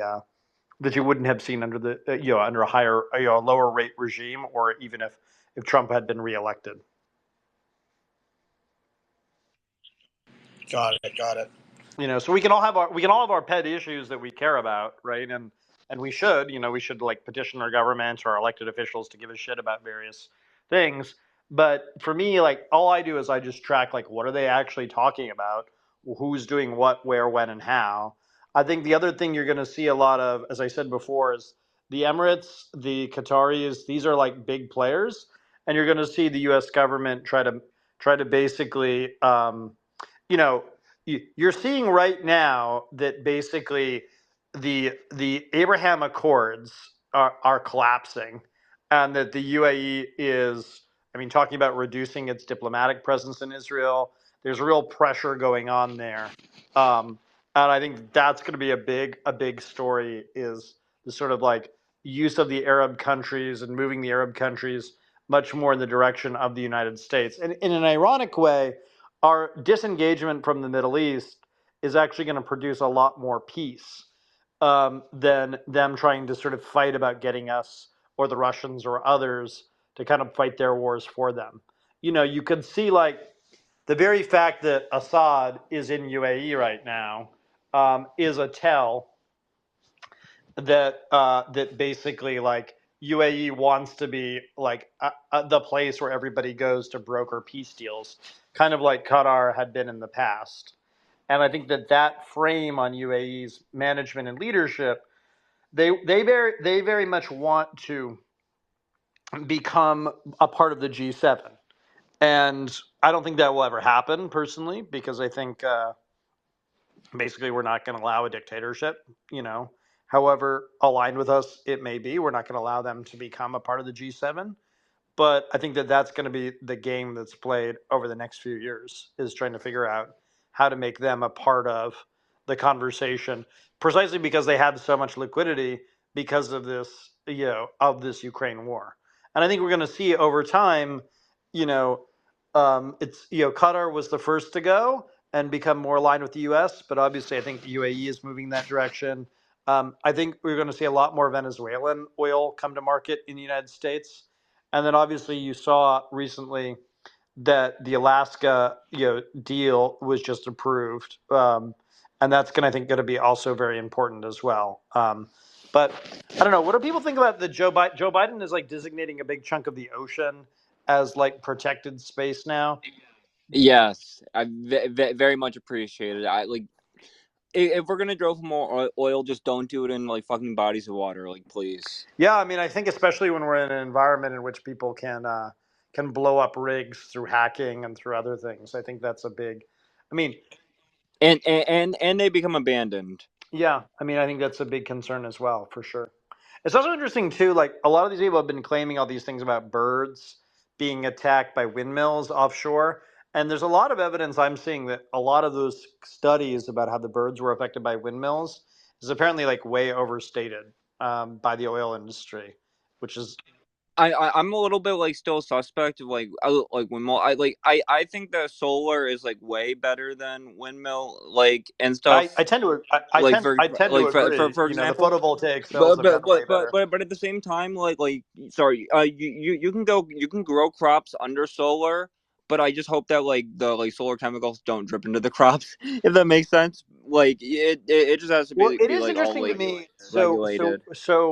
It's in the Also, the whales are like weird with the fucking. It's a meme. It's a meme, but Republicans are saying it like with yeah. the whales. I don't see that there's been any real evidence on that on the whale issue. It's a Yeah, I mean, meme. most of the whales stuff that I've seen on that has been funded by big oil, and I think that kind of speaks for itself. Um, but yeah, I mean, I think generally, I don't think this nuclear deal that was approved in the UK is going to get done. You know, the one about the Kugelmass guy, First Energy, and all that. I think that's not going to really happen. Um, so yeah, I mean, I think it's going to be quite telling there. I think, what can I say? My sense right now, I don't know. Are people following the FTX stuff still? What's our sense there? Does anyone have any updates on the FTX story? No. I was going to push you back for Ohio. You know, vinyl chloride. Was there any?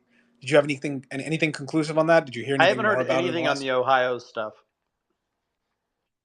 but I haven't. Yeah. I usually towards the end of the month talk to all my environmental people here, because there's a luncheon that's like once a month that goes on, and I usually like pepper those guys with thoughts then. I feel bad for catching you lacking and for catching me lacking on the FTX stuff, because I've called it like the Super Bowl for white guys, like this whole like SBF like fiasco, and it's. Yeah, I mean, I think that's going to be a very interesting kind of focus, you know, in the near future. But yeah, I think, what can I say about this? I mean, I think the SBF thing is going to continue accordingly. We're sort of going to see a lot more. There's like apparently a big story about all the informants around it. Oh, is anyone following the Ricky Vaughn trial? Are we still like? Has anyone sort of seen that? I know that the trial is ongoing right now, and there's apparently been some stuff there about there being a confidential informant I don't know if anyone has any thoughts on that, on the Ricky Vaughn trial. I suppose we'll kind of wait as time goes on there. I know, Tom, you are tracking it a little bit. What's your any sort of thoughts there, or no? Well, no, they said that there's there's a somebody that's testifying, but he goes by the name of Microchip. Yes, And Microchip is testifying. and I have no idea who that is. It's just a very odd thing, and I don't know if you know more about that, but would that be somebody that was like one of his string pullers, maybe? Yeah, I don't know. I mean, it's an interesting question of like, so Microchip he was a part of this message group where they would share a lot of messages trying to like trigger people, get everyone fired up. And the question is like, what's the takeaway here? I mean, I think this is a part of of an Israeli kind of Likudnik network that was very much pushing a lot of like violence and extreme politics in the 2020 cycle, or excuse me, 2016 cycle. And it's appearing like there's a lot of evidence that Microchip was, tied in all kinds of weird ways. Starting to see if I have a good Substack. There's a guy named Zanting who does some interesting stuff here. And FBI informant Microchip was working with Douglas Mackey and Revolver News during the 2020 election. And that's kind of here, I'm going to share this with everyone right now. So that we have this in the Jumbotron. I don't know that I could vouch for this because I haven't checked all of this myself, and there's a lot of material that people get wrong on the 2020 election or the 2016 election. So you should sort of evaluate it accordingly. But I was also going to say one of the things that I think a lot of people miss is, and you brought it up, which was Cambridge Analytica was the one that got put out there to take the heat for whatever happened, but it was the Joel Zamel outfit, based on what you were yes, saying, that Psy Group, actually, yeah. yeah. So was Psy Group the one that gave like that group of influencers the deal that went like onto their Twitter accounts to artificially boost them with like a internal botnet? I mean, I don't know if I'm describing it correctly how it actually worked, but it was like a technology, like an overlay for their Twitter accounts to boost the hell out of the tweets. And Yeah, I mean, there was like a lot of artificial amplification on Twitter generally in the 2016 cycle. And this Joel Zamel guy, he, is an Israeli. He was born in Australia. He was involved in all this stuff in Israel.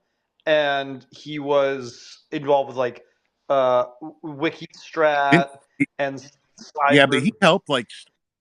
he helped start the Arab Spring, didn't he, for Obama, like in social media, like warfare. You could well be true, be right. I just know that I'll I can Joel find that site. Zamel did sign a memorandum of understanding with Cambridge Analytica after the 2016 election, and I think there was a lot of focus on Cambridge Analytica post 2016 election, but people didn't really want to go there with Joel Zamel, and indeed, like um, the FBI working for Mueller traveled to Israel to interview employees of Psy Group, and Zamel pitched his psychological operations to the Trump campaign, and he sort of unclear if that was paid for by other people, possibly the Emiratis or others. Um, and I, I was wrong about that part about him being involved in the Obama administration, so I apologize for the mistake. I fact checked yeah, no, myself. good to catch that stuff. If we get anything wrong, let's correct ourselves and be sort of accountable there. Uh, The other thing I'm interested in too is like the Dynology group. Uh, there's an account on here called 21st Century Mind Wars, and he's got some pretty good intel and good video about uh, this stuff laid out. Where I think he's pretty much got most of it based on, our what we've talked about in these spaces. Anyway. Yeah, interesting stuff. I mean, I think we should maybe put a pin in it tonight, and maybe we should focus more on this stuff in the near future. I will be traveling, and yes, I think it's. I'll be traveling over the next day or so, so I think we'll maybe do a space. I appreciate Mark Kohodes coming in. I am likely going to go to to Montana to go see him tomorrow to talk about some of this stuff, and I will report back from that experience. And I am suing, as I mentioned before, I'm suing Clearview. So if you see me mentioned in the news, that's what that's about, and that'll be playing out over the next like few months, possibly the next few years. And so if you are a prayerful person or a thoughtful person and want to send me good vibes or whatever hippy dippy views you have about the world, I'm down to take anything. If you have magic Ouija boards, I'm into that. Wait, Chuck. What specifically you're suing them? What's the desired outcome? My view is that Clearview has a lot of problems, and those problems need to be sorted. And it'll be clear when so to speak, it'll be clear when my complaint is filed, kind of what the issues are. I will be somewhat gagged about it, so I won't really be able to talk about like the whole issues around the company. You could obviously see things that I've written and said elsewhere. That'll be sort of helpful as sort of understanding the issues around Clearview. And I think there's a lot of stuff around Juan that people should like focus on and investigate. I think that'll be very, very important to see over the next few months and years. And as I said before, like I have no fears of lawyers or of courtrooms or of law enforcement. I'm pretty much of the view like fuck it, let's roll. Like I want very much to be engaged and in fighting, for, I believe that we need facial recognition in this country generally. And I understand that people have opposition to that, but like we kind of have it already, and we have it from other countries.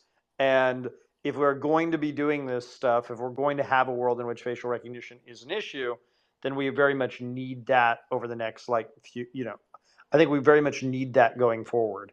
So yeah, I think what can I say about this? If we're going to have mass migration of people, again, we need facial recognition. So we're going to clean up Clearview, hopefully, and there'll be a lot more sort of stuff generally that we'll be speaking about. I think we'll be doing a lot more discussion about David Sachs. If people have material there, they want to send it to me, or stuff around the All In podcast and want to send it to me. Very interested in vetting some of that. I should have a new post at my Substack. Thank you to many people who joined the Substack. We'll be doing, we've gotten some quotes around for those who have joined the paid membership version. We're going to be doing the sequencing in the not too distant future for the Mike Lindell stuff about the Chinese slave labor around that space. And so I think that'll be kind of interesting to see. If you want to participate in that or sort of other projects, feel free to join the paid version. Otherwise it's free. And so would love to have you, would love to have emails. I know some people are more introverted, not necessarily interested in coming up on space and chatting.